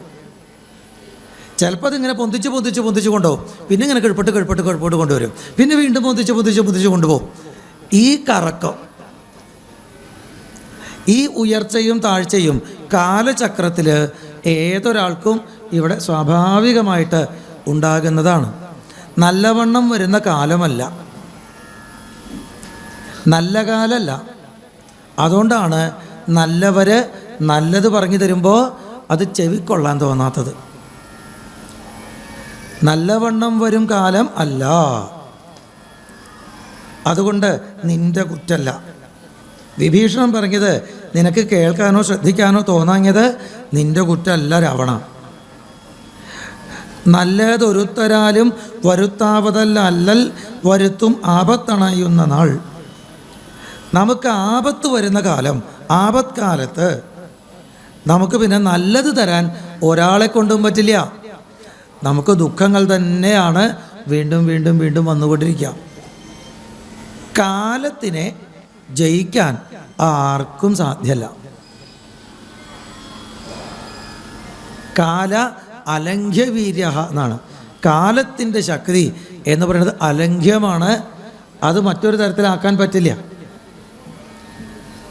നമ്മൾ ഈ പുരാണങ്ങളിലൊക്കെ ചില വലിയ വലിയ രാജാക്കന്മാരെക്കുറിച്ച് അവർ ഭരിച്ചിരുന്ന കാലം ദ്വാപരയുഗമാണെങ്കിലും കൃതയുഗം പോലെയായിരുന്നു എന്നൊക്കെ കേൾക്കും. നമ്മൾ വേണ്ട പുരാണമൊന്നും നോക്കിയിട്ടില്ല വെച്ചാൽ വേണ്ട, പണ്ട് ഹിസ്റ്ററി പഠിച്ചിട്ടുണ്ടല്ലോ സ്കൂളിൽ പോയിട്ട്. അക്ബറിൻ്റെ കാലഘട്ടം, ഹുമയൂണിൻ്റെ കാലഘട്ടം, അല്ലെങ്കിൽ ഷഹൻഷായുടെ കാലഘട്ടം, ഇതിനെക്കുറിച്ചൊക്കെ നമ്മളോട് 5 വാചകം 10 വാചകം എഴുതാനായിട്ട് പറയാറുണ്ട് അല്ലേ? സത്യത്തിൽ എന്താണ് ടെക്സ്റ്റ് ബുക്കിൽ പറഞ്ഞിരിക്കുന്നത് നമുക്ക് ഓർമ്മയുണ്ടാവില്ല. അപ്പം നമ്മൾ എല്ലാത്തിനും ഒന്ന് തന്നെയാണ് ഉത്തരം എഴുതാറ്. 1-2 വാക്ക് മാത്രമേ മാറ്റണ്ടൂ. അക്ബറിൻ്റെ ആണോ ഷഹൻഷായുടെ ആണോ ഷാജഹാറിൻ്റെ ആണോ പേര് മാത്രം മാറ്റിയാൽ മതി. പിന്നെ അവർ ചെയ്തതൊക്കെ റോഡുകൾ നിർമ്മിച്ചു, തണൽ മരങ്ങൾ നട്ടുവളർത്തി, തണ്ണീർപ്പന്തലുകൾ ഉണ്ടാക്കി, പരിവഴി അമ്പലങ്ങൾ നിർമ്മിച്ചു, കിണറുകൾ കുഴിച്ചു. അങ്ങനെ ആ രാജാവിൻ്റെ കാലഘട്ടം ഒരു സുവർണ കാലഘട്ടമായിരുന്നു എന്ന് എഴുതിയിട്ട് അടിയിൽ ഒരു വര വരച്ചാൽ മാർക്ക് ഉറപ്പാണ് അല്ലേ? നമ്മൾക്ക് നല്ല കാലം എന്ന് പറയുന്നത് ഈ പറഞ്ഞതായിട്ടുള്ള എല്ലാ സൗകര്യങ്ങളും ഒത്തുകൂടിയതായിട്ടുള്ള ഒരു കാലമാണ്. പക്ഷേ നമ്മൾ മനസ്സിലാക്കേണ്ടത് അത്രയും ഉത്തമനായ രാജാവ് ഭരിച്ചാലും, നമ്മളിപ്പോൾ കേരളത്തിൽ മഹാബലി ഭരിച്ചിരുന്നു എന്ന് പറഞ്ഞിരുന്നില്ലേ, കള്ളപ്പറയില്ല, ചെറുനാഴിയില്ല, കള്ളത്തരങ്ങൾ മറ്റൊന്നുമില്ല എന്നൊക്കെ പറഞ്ഞ് ഇവിടെ ഭരിച്ചാലും കാലത്തിന് ഈ മഹാരാജാവും അടിപ്പെട്ടു പോയില്ലേ ഒരിക്കൽ? അത് കഴിഞ്ഞപ്പോൾ കാലം അതിൻ്റെ കളി കളിച്ചില്ലേ? കാലത്തിനെ മാറ്റാൻ ആർക്ക് പറ്റും? തൽക്കാലത്തേക്ക് നല്ല കാലമാണെന്നോ ഒക്കെ തോന്നിക്കാം എന്നല്ലാതെ അതൊരു തോന്നൽ മാത്രമാണ്. ഈ വയസ്സായിട്ടുള്ള ആൾക്കാരും മുഖത്തൊക്കെ നല്ലോണം എന്തൊക്കെയോ തേച്ചിട്ട് അതിൻ്റെ ആ ചുളിവുകളൊക്കെ ഇല്ലാണ്ടിയാക്കിയിട്ട് 30 വയസ്സ് പോലെയൊക്കെ നടക്കാറില്ലേ? മൊത്തം പാണ്ടും ചൂട്ടും ചുളിവും ഒന്നും കാണാൻ പാടില്ല. അത് തേക്കാൻ സാധനങ്ങളുണ്ട്. ഒന്ന് അതിൻ്റെ മുകളിലൊന്ന്, അതിൻ്റെ മുകളിലൊന്ന്, അങ്ങനെ ഒരു 4-5 കൂട്ടം മുഖത്ത് തേച്ച് കഴിഞ്ഞാൽ ആ ആണുങ്ങളെ വരെ അതിസുന്ദരിയായിട്ടുള്ള രംഭയായിട്ടും തിലോത്തമയായിട്ടും നിർത്താൻ പറ്റും അല്ലേ? ആ കൊല്ലം ജില്ലയിലെ ഒരു അമ്പലത്തിലേക്ക് നമ്മൾ ഫോട്ടോസ് കാണാറില്ലേ എല്ലാ കൊല്ലവും വിളക്കെടുത്തിട്ട് നടക്കണത്? ആ നല്ല താടി മീശയുള്ള ആണുങ്ങൾ വരെ എന്നെ രംഭയായിട്ട് നടക്കണ കാണാം. പക്ഷെ മേക്കപ്പിനൊക്കെ ഒരു പരിധിയില്ലേ? അത് കഴുകിക്കളഞ്ഞാൽ വീണ്ടും അതിൻ്റെ പിന്നിലുള്ള തന്നെയല്ലേ കാണുക? അതുപോലെ ഏതെങ്കിലും ഒരു രാജാവ് വന്നിട്ട് കുറച്ച് കാലത്തേക്ക് ഗംഭീരാണ്, ഇവിടെ ഇതുപോലൊരു ഭരണം ഉണ്ടായിട്ടില്ല എന്നൊക്കെ തോന്നിച്ചാലും കാലത്തിൻ്റെ മുമ്പിൽ ആ രാജാവില്ലേണ്ടി പോവും. അയാൾ പോണോട് കൂടിയിട്ട് ആ രാജാവ് പോയില്ലോ എന്നൊരു സങ്കടം കൂടി കൂടുതലും വരും. അത്രയേ ഉള്ളൂ. ദുഃഖത്തെ എല്ലാ കാലത്തും ഇല്ലാതാക്കാൻ, ആപത്തിനെ എല്ലാ കാലത്തും ഇല്ലാതാക്കാൻ ആർക്കും സാധിക്കില്ല. കാലത്തിനോളം ബലം ആർക്കുമില്ല എന്ന സത്യം നമ്മൾ മനസ്സിലാക്കണം. നല്ലത് ഒരുത്താരാലും വരുത്താവതല്ല അല്ലൽ വരുത്തും ആപത്തണയുന്ന നാൾ.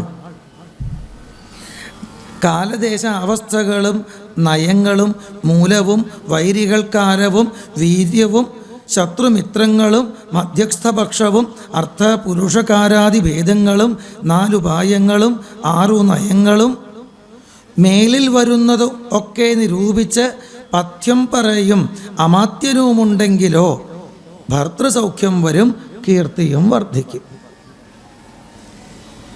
ഭർത്തൃസൗഖ്യം എന്ന് പറഞ്ഞാൽ എൻ്റെ മുമ്പിലിരിക്കുന്നത് മിക്കവാറും സ്ത്രീകളാണ്, അവർക്ക് മനസ്സിലാവേണ്ടതാണ്. ഭർത്താവിൽ നിന്ന് കിട്ടുന്ന സുഖം, ഇതാണ് ഭർത്തൃസൗഖ്യം എന്ന് പറയുന്നത്. ഒരു രാജ്യത്തെ സംബന്ധിച്ചാണെങ്കിൽ ഭർത്താവ് രാജാവാണ്. ആ രാജാവുള്ളപ്പോൾ അവിടെ കിട്ടുന്നതായിട്ടുള്ള സൗഖ്യങ്ങൾ, ആ രാജ്യത്തിനുണ്ടാകുന്ന വളർച്ച, അതിനിതൊക്കെ വേണം. ഈ പറഞ്ഞതായിട്ടുള്ള കാരണങ്ങൾ, ഘടകങ്ങൾ ഒത്തുചേരണം. പക്ഷെ അതൊക്കെ ഉണ്ടായാലും കാലം, ദേശം, അവസ്ഥ, നയങ്ങൾ, ശരിയായ മൂല്യങ്ങൾ, എല്ലാം ഒത്തുചേർന്ന് ഇരുന്നാലും നല്ലത് പറഞ്ഞു തരുന്നൊരു മന്ത്രിയും കൂടി ഉണ്ടെങ്കിൽ ഈ വിഭവങ്ങളെ എങ്ങനെ ഉപയോഗിക്കണം എന്ന് പറയുന്ന ഒരു മന്ത്രിയും കൂടി ഉണ്ടെങ്കിൽ ആ നയത്തിനനുസരിച്ച് പ്രവർത്തിച്ചാൽ ഭർത്തൃസൗഖ്യം വരും. ആ രാജാവിൻ്റെ ഭരണം നല്ല ഭരണമായിരുന്നു എന്ന ആൾക്കാർ പറയും. അതിൻ്റെ ഇടയിൽ ശത്രുമിത്രാദികൾ എന്ന് പറയുന്നുണ്ട്. ശത്രുക്കളും വേണം. ഒരു നല്ല രാജാവിന്, ഒരു നല്ല ഭരണകർത്താവിന് അയാളൊരു നല്ല രാജാവാണെന്ന് നാലാളെ കൊണ്ട് പറയിക്കണമെങ്കിൽ ശത്രുക്കളും വേണം. ഇടയ്ക്കിടയ്ക്ക് ശത്രുക്കളെ ആക്രമിക്കണം. അപ്പം നമ്മൾ അവരെയൊക്കെ തടുക്കണം. അപ്പോഴാണ് ആൾക്കാർ രാജാവിനെ കൊണ്ട് പറയുക അയാൾ നല്ല രാജാവാണ് കേട്ടോ, നമ്മളെയൊക്കെ രക്ഷിച്ച രാജാവ്. ഒരു രാജാവിൻ്റെ കാലഘട്ടത്തിൽ ഒരു പ്രാവശ്യം പോലും യുദ്ധം ഉണ്ടായില്ല എന്നൊക്കെയാ, ഒരു പ്രാവശ്യം പോലും ശത്രുക്കളെ തടുക്കേണ്ടി വന്നില്ല എന്നൊക്കെയാ. രാജാവിന് വീര്യമുണ്ടോ ഇല്ലയോ എന്ന് ജനങ്ങളെങ്ങനെയാണ് മനസ്സിലാക്കുക? ശത്രുക്കളെ എങ്ങനെ നേരിടുന്നു, അതിന് കിട്ടുന്ന അവസരങ്ങളും കൂടിയും ഒരാൾ നല്ല രാജാവാണ് എന്ന് പറയാൻ കാരണമാണ്. ഇതൊക്കെ ഉണ്ടായാലാണ് ഭർത്തൃസൗഖ്യം. ഒരു രാജാവിന് കീഴിൽ തങ്ങൾ സുഖമുള്ളവരാണെന്ന് ജനതകളൊക്കെ പറയാം.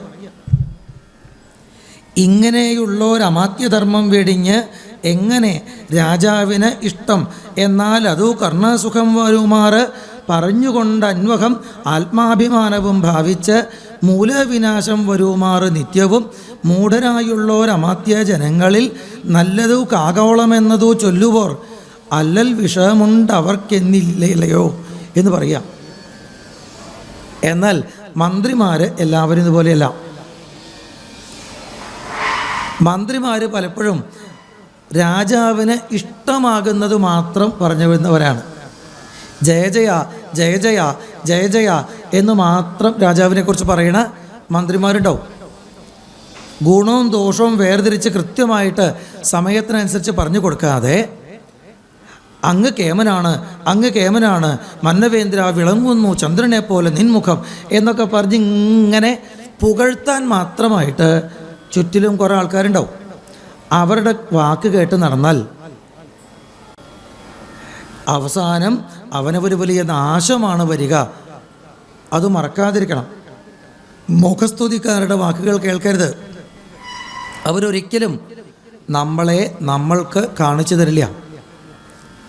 ചങ്ങാതി നന്നായാൽ കണ്ണാടി വേണ്ട എന്നാണ് പറയുക. നല്ല ചങ്ങാതിയാണെങ്കിൽ അയാൾ നമ്മളെ നമുക്ക് തന്നെ കാണിച്ചു തരും.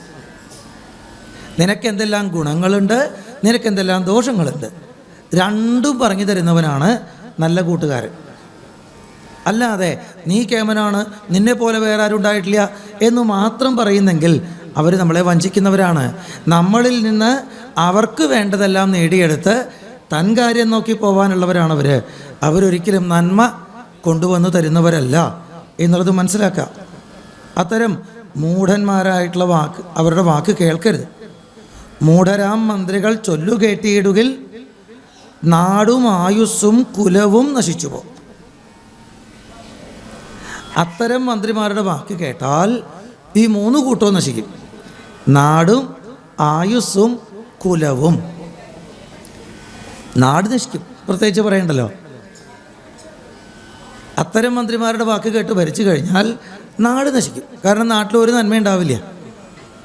രാജാവേ അങ്ങ് എത്ര കേമനായിട്ട്, അതെ ഇതുപോലത്തെ കാറിലൊന്നുമില്ല സഞ്ചരിക്കേണ്ടത്, ലോകത്തിലുള്ള ഏറ്റവും വലിയ കാറ് മേടിക്കോ എന്നൊക്കെ അവർ പറഞ്ഞാൽ നമ്മളങ്ങോട്ട് കാറ് മേടിക്കേ.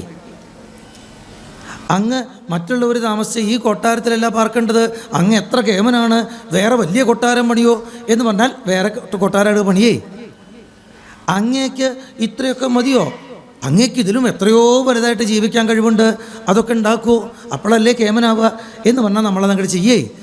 ഇങ്ങനെയുള്ളവരുടെ വാക്ക് കേട്ടാൽ നമ്മളെപ്പോഴും നമ്മുടെ കേമത്വം, നാടിൻ്റെ നന്മയെക്കുറിച്ച് ചിന്തിക്കുകയില്ല.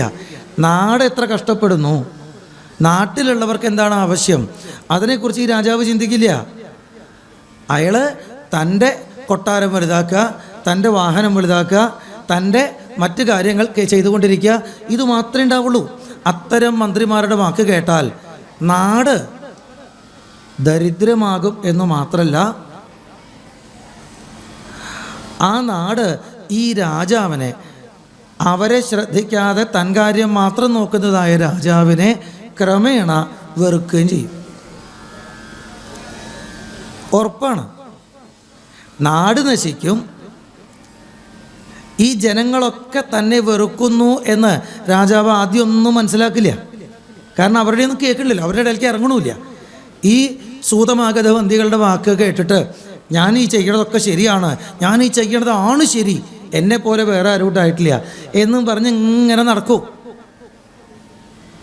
അവസാനം ഈ നാട് മുഴുവൻ തന്നെ കണ്ടാൽ തല്ലാൻ നിൽക്കുകയാണ് എന്ന് മനസ്സിലാവുമ്പോൾ ശത്രുക്കളെ തേടിയിട്ട് വേറെ രാജ്യത്തേക്ക് പോകുമൊന്നും വേണ്ട, നാട്ടിലുള്ളവരെന്നെ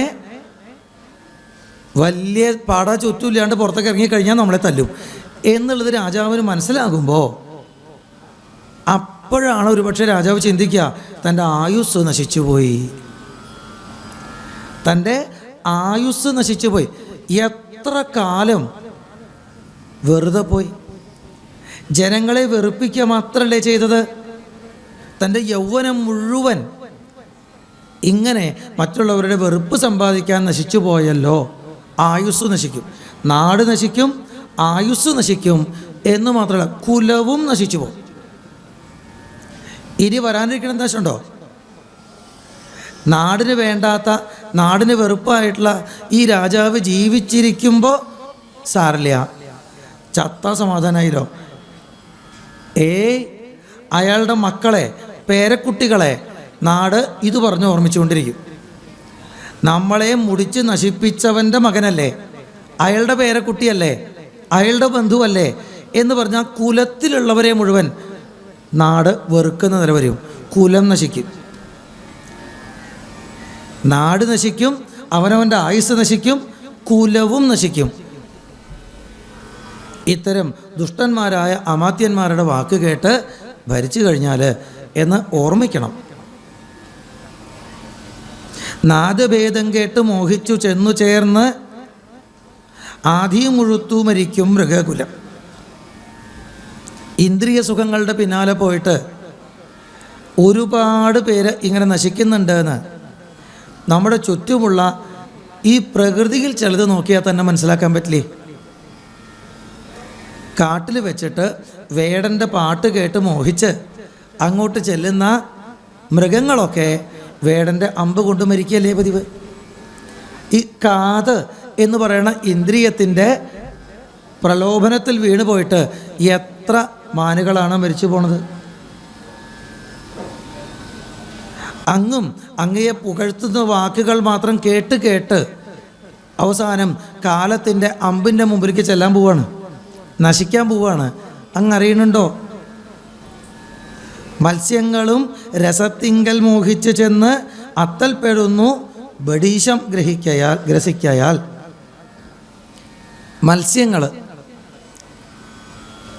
ചൂണ്ടക്കുളത്തിലെ സ്വാദുള്ള ഒരു ഭക്ഷണ വസ്തുവിന് വേണ്ടി അങ്ങോട്ട് ചെല്ലും, കടിക്കും. ഭക്ഷണ വസ്തുവിലാണ് കടിക്കണേ, പക്ഷെ ചൂണ്ടക്കുളത്താണ് കയറുക. ചൂണ്ടക്കുളത്ത് അങ്ങോട്ട് കയറും. ചൂണ്ടക്കുളത്ത് കണ്ടിട്ടുണ്ടല്ലോ അല്ലേ? കണ്ടിട്ടില്ല, ഏതൊരു കൺട്രോൾ എപ്പോഴെങ്കിലുമൊക്കെ. അതിന് രണ്ട് മുനയാണ്. ഒന്ന് കുത്തിക്കയറാൻ, പിന്നെ അതൊന്നും ഊരാണ്ടിരിക്കാൻ. ഒരു മുന അങ്ങട്, ഒരു മുന ഇങ്ങട്. കോർക്കുമ്പോൾ ഒരു വേദന, അത് ഊരുമ്പോൾ വേറെ വേദന. ഇതാണ് അവസ്ഥ. ഇങ്ങനെയുള്ള ബഡിശത്തെ പോയി കടിച്ചു മിണുങ്ങിയിട്ട് ആ മത്സ്യം നശിച്ചു പോണത് കാണില്ലേ? നമ്മൾ ഈ ലോകത്തിൽ പല വസ്തുക്കളെയും എൻ്റെ സുഖത്തിന്, എൻ്റെ സുഖത്തിന്, എൻ്റെ സുഖത്തിന് എന്നും പറഞ്ഞ് ആർത്തി പിടിച്ച് കൂട്ടി വയ്ക്കുമ്പോൾ പിന്നെ അതൊന്നും ഉപേക്ഷിക്കാൻ പറ്റാത്ത നില വരുന്നുണ്ട് എന്ന് ചിന്തിക്കുന്നുണ്ടോ? ആ വൈശ്രവണൻ്റെ ലങ്ക സ്വന്തമാക്കി ഇനി അത് വിട്ടുകൊടുക്കാൻ പറ്റുമോ അഭിമാനിയായിട്ടുള്ള അങ്ങേക്ക്? ഇപ്പോൾ എത്രയോ പേരുടെ എന്തൊക്കെയോ വസ്തുക്കൾ ഇവിടെ കൊണ്ടുവന്ന് വെച്ചു. അവസാനം രാമൻ്റെ സീതയെ കൊണ്ടുവന്ന് വെച്ചു.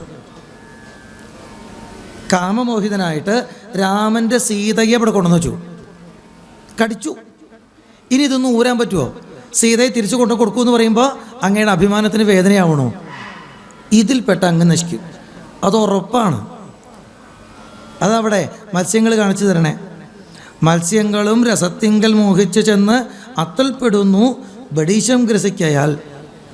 ആഗ്രഹം ഒന്നിങ്കലേറിയാൽ ആപത്തു ആവതല്ലാവണ്ണം വരും. ഏതു വസ്തുവിനോടും ആവശ്യത്തിലധികം ആഗ്രഹം വെച്ച് പുലർത്തിയാൽ പിന്നെ അതുമൂലമുണ്ടാകുന്ന ആപത്തിനെ അനുഭവിക്കുക നിവൃത്തിയുള്ളൂ. അത് ഒഴിവാക്കാൻ ആർക്കും പറ്റില്ല. ഏത് വസ്തുവിനാണെങ്കിലും ആവശ്യത്തിലധികം അതിലേക്ക് നമ്മൾ ആഗ്രഹം വെച്ചാൽ അതേ വസ്തുവിനെ കൊണ്ട് നാളെ ദുഃഖിക്കേണ്ടി വരും. ഇപ്പോൾ നമുക്കൊക്കെ മക്കളുണ്ടല്ലോ അല്ലേ? ഏറ്റവും കൂടുതൽ നമുക്ക് സുഖം തന്നവരാണ്, ഏറ്റവും കൂടുതൽ നമുക്ക് ദുഃഖം തരുന്നവരുമാണ് അല്ലേ? മക്കളെയൊക്കെ പഠിപ്പിക്കുമ്പോൾ എന്താ ചിന്തിച്ചേർന്ന്? ഇവരൊക്കെ പഠിച്ച് ജോലിയൊക്കെ കിട്ടി എനിക്ക് വയ്യാണ്ടാവുമ്പോൾ എന്നെ നോക്കൂ. ഇതല്ലേ ഏതൊരു അച്ഛനും അമ്മയും ചിന്തിക്കണം. മക്കൾക്ക് ജോലി കിട്ടിയത് ദൂരദേശത്താണ്, അവർക്കത് ചെയ്യാതിരിക്കാൻ പറ്റുമോ? അവർക്ക് അവരുടെ ഭാര്യയും മക്കളെയും ഇവിടെ നിർത്തിയിട്ട് അങ്ങോട്ട് പോകാൻ പറ്റുമോ? കുടുംബജീവിതം അവർക്കും വേണ്ടേ? അപ്പോൾ അവർ ഭാര്യയും മക്കളെയൊക്കെ അങ്ങോട്ട് കൊണ്ടുപോയി. ഇപ്പം നമ്മൾ ഇവിടെ ഇരുന്നിട്ട് പരാതി പറയുക, ഞാൻ അവനെ പഠിപ്പിച്ചു, ഞാൻ അവനെ ഇത്രയൊക്കെ എത്തിച്ചു, എന്നിട്ടിപ്പോൾ അവൻ എന്നെ വേണ്ട. മക്കളുണ്ടാവണം, അവരെ പഠിപ്പിക്കണം, അവർക്ക് നല്ല ജീവിതം ഉണ്ടാക്കി കൊടുക്കണം, അവരെ കൊണ്ട് ലോകത്തിന് ഉപകാരമുണ്ടാവണം. അത്ര ചിന്തിച്ചാൽ മതി. അതിലപ്പുറം ഞാൻ അങ്ങോട്ട് കൊടുത്ത സ്നേഹം അവൻ തിരിച്ച് ഇങ്ങോട്ട് തന്നെ തരണം എന്നൊക്കെ ആഗ്രഹിച്ചാൽ ആ ആഗ്രഹം നമ്മളെ ദുഃഖിപ്പിക്കും. സംശയമൊന്നുമില്ല. മുത്തശ്ശി അമ്മയോട് പറഞ്ഞു എന്ന് അമ്മ എന്നോട് പറഞ്ഞിട്ട് ഞാൻ മനസ്സിലാക്കിയിട്ടുണ്ട്. നമ്മുടെ അമ്മേ മുത്തശ്ശി അമ്മയോട് പറഞ്ഞു എന്ന് അമ്മ പറഞ്ഞിട്ട് ഞാൻ മനസ്സിലാക്കിയിട്ടുണ്ട്. നമ്മൾ മക്കളെ സ്നേഹിക്കണ പോലെ അവർ തിരിച്ച് നമ്മളെ ഇങ്ങോട്ട് സ്നേഹിച്ചാൽ പുഴയിലെ വെള്ളം മേപ്പട്ട് ഇത് കീഴ്പ്പെട്ട് മാത്രം ഒഴുകണതാണ്. മുത്തശ്ശിയുടെ അമ്മ മുത്തശ്ശിയെ സ്നേഹിച്ചു, മുത്തശ്ശി എൻ്റെ അമ്മയെ സ്നേഹിച്ചു, എൻ്റെ അമ്മ ഞങ്ങളെ സ്നേഹിച്ചു, ഇനി ഞങ്ങൾ ഞങ്ങളുടെ മക്കളെ സ്നേഹിക്കും. അങ്ങനെ കീഴ്പ്പെട്ട് മാത്രം ഒഴുകണതാണിത്. ഇതേ സ്നേഹം അതേ അളവിൽ തിരിച്ച് മേപ്പെട്ട് ഒഴുകില്ല. ഈ സത്യം നമ്മൾ ഉൾക്കൊണ്ടില്ലെങ്കിൽ, ഇതിങ്ങോട്ട് കെട്ടും എന്ന് പ്രതീക്ഷിച്ചാൽ തീർച്ചയായിട്ടും ദുഃഖിക്കേണ്ടി വരും, പരാതിപ്പെടേണ്ടി വരും. ഇത് ലോകത്തിൻ്റെ ഒരു സത്യമാണ്. അതിയായിട്ട് ഒരു വസ്തുവിലും, സ്വന്തം മക്കളിൽ, സ്വന്തം ശരീരത്തിൽ വരെ അതിയായിട്ടുള്ള ഒരു പ്രതീക്ഷയും വയ്ക്കരുത്. ഞാൻ 60 കൊല്ലം ഇതിനെ കൃത്യമായിട്ട് നേരാനേരത്ത് കുളിപ്പിച്ച്, നേരാനേരത്ത് ഭക്ഷണം കൊടുത്ത്, നേരാനേരത്ത് മരുന്ന് കഴിച്ച്, നേരാനേരത്ത് വ്യായാമം ചെയ്ത് എത്ര ശുചിയായിട്ട് ആരോഗ്യമായിട്ട് കൊണ്ടുവരുന്ന ഈ ശരീരത്തിനെ നോക്കൂ. ഈ ശരീരം ഇപ്പം എന്നെ ഞാൻ പറഞ്ഞത് കേൾക്കണില്ല. സ്വന്തം ശരീരത്തെക്കുറിച്ച് വരെ പരാതി വരും. നമ്മൾ അപ്പോഴല്ലേ പിന്നെ മറ്റുള്ളവരുടെ കാര്യം. നമ്മൾ അങ്ങോട്ട് സ്നേഹിച്ച പോലെ അത് തിരിച്ച് ഇങ്ങോട്ട് സ്നേഹിക്കും, ഉപകാരം ചെയ്യും എന്ന് പ്രതീക്ഷിക്കുന്നതാണ് മിക്കവാറും ദുഃഖങ്ങൾക്കൊക്കെ കാരണം. അത് വേണ്ട. ആഗ്രഹം ഒന്നിങ്കൽ ഏറിയാൽ ആപത്തു പോക്കുവാൻ ആവതല്ലാതെ വണ്ണം വരും. അതേ വസ്തുവിൽ കൊണ്ട് നമുക്ക് ആപത്തുണ്ടാവും, ദുഃഖം ഉണ്ടാവും, അത് തീർക്കാൻ പറ്റില്ല. നമ്മുടെ വംശത്തിനും നല്ല നാട്ടിനും ഉന്മൂലനാശം വരുത്തുവാനായല്ലോ ജാനകി തന്നിൽ ഒരാശ ഉണ്ടായതും ഞാൻ അറിഞ്ഞേനതു രാത്രിഞ്ചരാധിപ. അങ്ങേക്ക് ആ സീതാദേവിയോട് ആശയുണ്ടായതേ ഈ നാടിനെയും കുലത്തിനെയും മുടിക്കാനാണ്. ഇതുവരെ എല്ലാത്തിലും ജയിച്ചു നിന്നയാൾ ഇവിടെ വെച്ച് തോൽക്കാൻ തുടങ്ങാണ്. എത്ര പറഞ്ഞിട്ടും കാര്യമൊന്നുമില്ല. അതുവരെ എത്രയെല്ലാം ജയിച്ചവനാണെന്ന് പറഞ്ഞാലും അവസാനം ഒരു ദിക്കിൽ തോൽക്കും. ആ തോൽവി പൂർണ്ണമാണ്. ഇതുവരെ 99 യുദ്ധത്തിൽ ഞാൻ ജയിച്ചതല്ലേ, ഒരെണ്ണത്തിലല്ലേ തോറ്റുള്ളൂ പറഞ്ഞിട്ടില്ല. ആ ഒരെണ്ണത്തോടു കൂടി നീ കഴിഞ്ഞു. 99 ജയത്തിനേക്കാളും പൂർണ്ണമാണ് 100ാമത്തെ ആ ഒരു തോൽവി. അവിടെ നീ കഴിഞ്ഞു. ജയിച്ചിട്ട് എവിടെയെങ്കിലും കഴിഞ്ഞിട്ടുണ്ടോ? ഇനിയും ജയിക്കാനുണ്ട്, ഇനിയും ജയിക്കാനുണ്ട്, ഇനിയും ജയിക്കാനുണ്ട്. തോറ്റപ്പോഴോ ഒരൊറ്റ തോൽവിയിൽ അത് പൂർണ്ണമാണ്. അവൻ തോറ്റവനാ, കഴിഞ്ഞു. അത് മനസ്സിലാക്കുക. നിന്നെയും എന്നെയും ഈ കുലത്തെയും ഈ നാടിനെയും മുട്ടിപ്പിക്കാനാണ് നിനക്ക് ഈ ജാനകിയോട്, സീതാദേവിയോട് ഇപ്രകാരം ഒരു കാമമുണ്ടായത് എന്നത് മനസ്സിലാക്കാം. ഇന്ദ്രിയങ്ങൾക്കു വശനായിരിപ്പവൻ എന്നും ആപത്തൊഴിഞ്ഞില്ലെന്ന് നിർണയം. ഇന്ദ്രിയങ്ങൾ പറയുന്നത് കേൾക്കാൻ ജീവിച്ചാൽ എന്നും അവൻ ആപത്താണ്.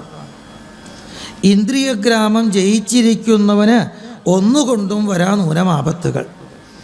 ഇന്ദ്രിയങ്ങളെയും മനസ്സിനെയും ജയിച്ചിട്ടുള്ള ഒരാൾക്ക് ഒരു വസ്തുവിനെ കൊണ്ടും ആപത്ത് വരൂല്ല.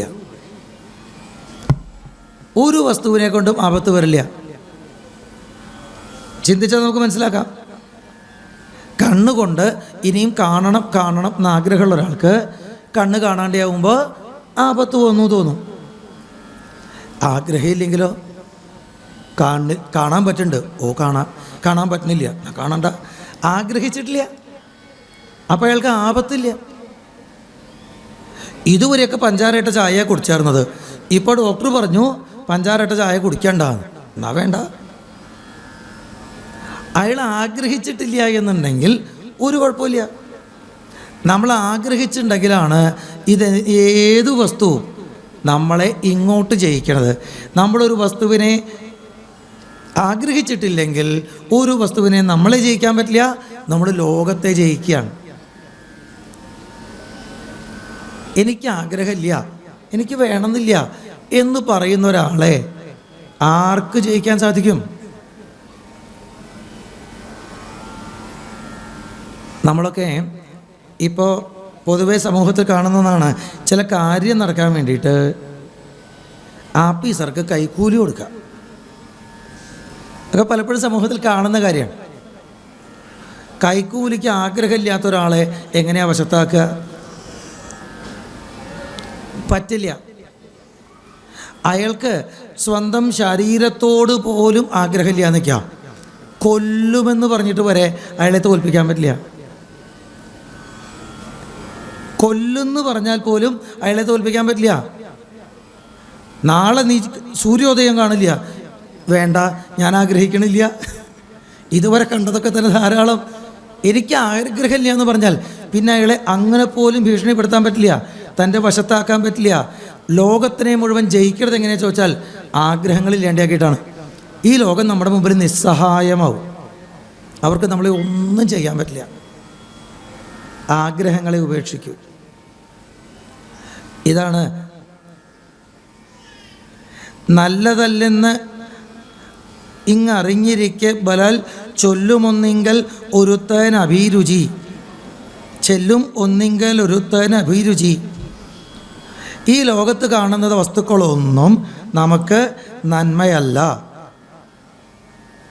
ഇതൊന്നും ആത്യന്തികമായിട്ട് നമുക്ക് ഒരു ഗുണവും ചെയ്യണില്ല, ഒക്കെ തൽക്കാല സുഖങ്ങൾ മാത്രമേ തരണുള്ളൂ എന്നു മനസ്സിരിക്കുന്ന, ചിന്തിച്ചിരിക്കുന്ന ഒരാൾക്കാണ് എല്ലാത്തിലും ഒന്നായിരിക്കുന്ന ഏകതത്വത്തിലേക്ക് അഭിരുചി ഉണ്ടാവുക. വിരക്തനായ ഒരു വ്യക്തിക്ക് മാത്രമാണ് ഇതെല്ലാത്തിലും ഒന്നായിരിക്കുന്ന ആ ഏകതത്വത്തിലേക്ക്, ഈശ്വരങ്കിലേക്ക് അഭിരുചി ഉണ്ടാവുക.